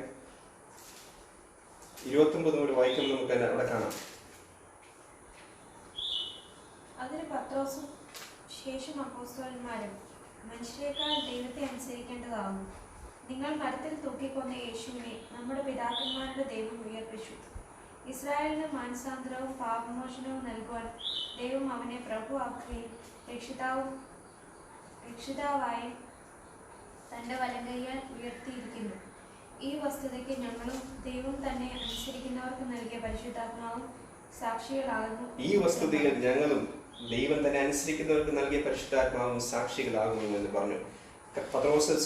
പത്രോസിനെയും യോഹന്നാനെയും പിടിച്ച് കാരാഗ്രഹത്തിലാക്കിയതിനു ശേഷം അവിടെ നിന്ന് പറയുന്ന ഭാഗമാണ് നമ്മൾ വായിച്ചത്. നിങ്ങൾ മരത്തിൽ തൂക്കിക്കൊണ്ടുവന്ന യേശുവിനെ നമ്മുടെ പിതാക്കന്മാരുടെ ദൈവം ഉയർപ്പിച്ചു.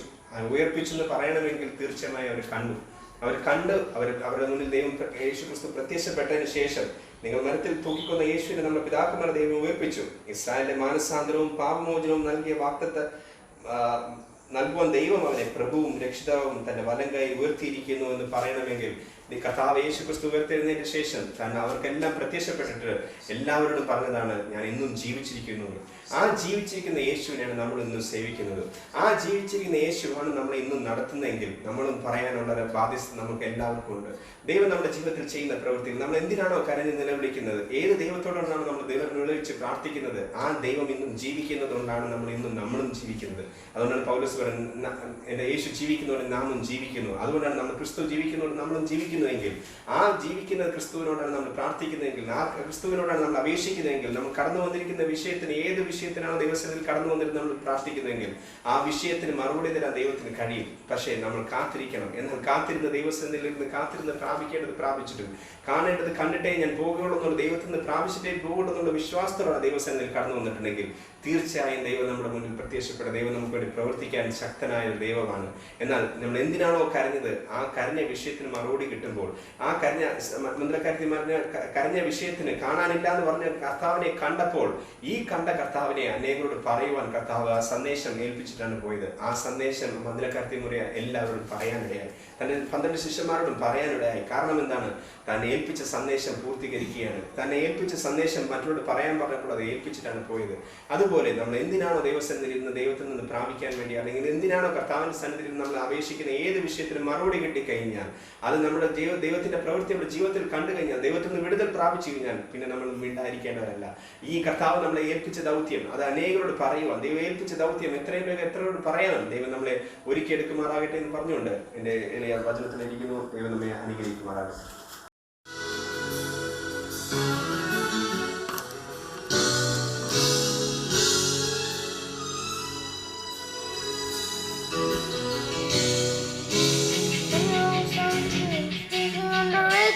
God is an awesome God.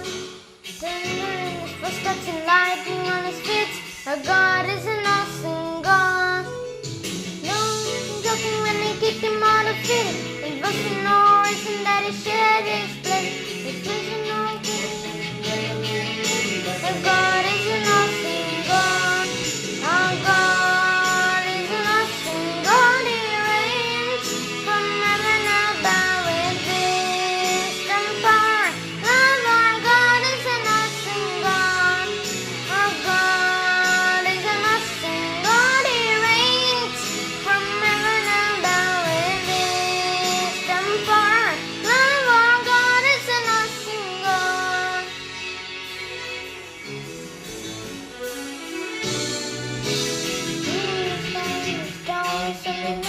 Our God is an awesome God. He spoke into the darkness and created the light. Our God is an awesome God. Just when the right thing poured it on the Sodom, mercy and grace He gave us at the cross. I hope that you have perfect focus that our God is an awesome God. Our God is an awesome God. He reigns from heaven above with wisdom, power, and love. Our God is an awesome God. Our God is an awesome God. He reigns from heaven above with wisdom, power, and love. Our God is an awesome God.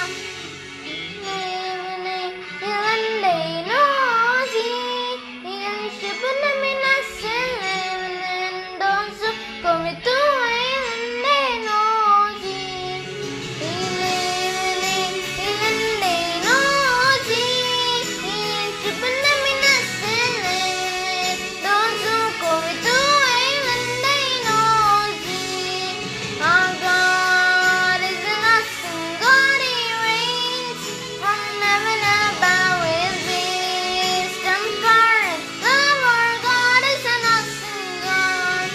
Our God is an awesome God. Our God is an awesome God.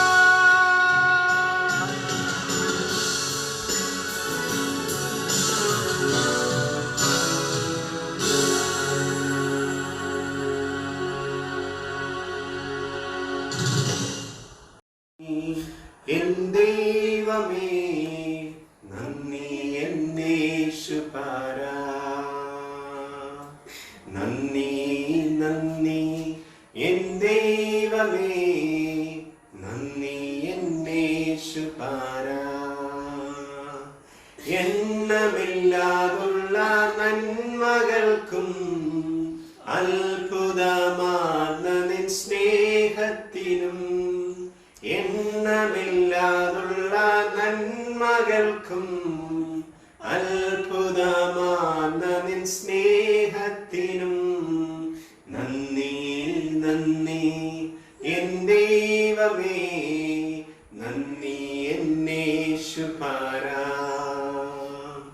നന്ദി നന്ദി N ദൈവമേ, നന്ദി എന്നേശുപരാ. കൂരിരുൾ താഴ്വരെ അഖിലുമെന്നെ പാതയിൽ ദീപമായി വന്നുവല്ലോ. കൂരിരുൾ താഴ്വരെ അഖിലുമെന്നെ പാതയിൽ ദീപമായി വന്നുവല്ലോ. നന്ദി നന്ദി എൻ ദൈവമേ, നന്ദി എന്നേശുപരാ. നന്ദി നന്ദി എൻ ദൈവമേ, നന്ദി എന്നേശുപരാ. പാപത്താൽ മുറിവേറ്റ എന്നെ നിന്നെ ആണിയാൽ ചേർത്തണച്ചുവല്ലോ. പാപത്താൽ മുറിവേറ്റ എന്നെ നിന്നെ ആണിയാൽ ചേർത്തണച്ചുവല്ലോ. നന്ദി നന്ദി എൻ ദൈവമേ, നന്ദി എന്നേശുപരാ. നന്ദി നന്ദി എൻ ദൈവമേ, നന്ദി എന്നേശുപരാ. നന്ദി എന്നേശുപരാ. സ്വർഗത്തിൽ ഉയർന്നും പൊങ്ങിയിരിക്കുന്ന സിംഹാസനയിരിക്കുന്ന നമ്മുടെ ദൈവത്തിൻ്റെ സ്നേഹവും ഇപ്പോഴും നമുക്ക് വേണ്ടി മധ്യസ്ഥ വഹിച്ചുകൊണ്ടിരിക്കുന്ന നമ്മുടെ കർത്താവിൻ്റെ കൃപയും നമ്മുടെ കൂടെ ഇരിക്കുന്ന പരിശുദ്ധാത്മാവിൻ്റെ സഹവാസവും നമ്മൾ പ്രാർത്ഥിച്ച എല്ലാ വിഷയത്തിന്മേലും എല്ലാ വിടുതലിൻ്റെ മേലും പാടിയ പാട്ടുകളുടെ നമ്മൾ 9 പേരുടെ മേലും ഇന്നും എന്നും എപ്പോഴും ഉണ്ടായിരിക്കുമാറാണമേ. നമുക്ക് ജയം തന്ന ദൈവത്തിനെ സ്തുതിക്കാമല്ലോ. ഹല്ലേലൂയ, ഹല്ലേലൂയ, ഹല്ലേലൂയ. ആമേൻ. സ്തോത്രം.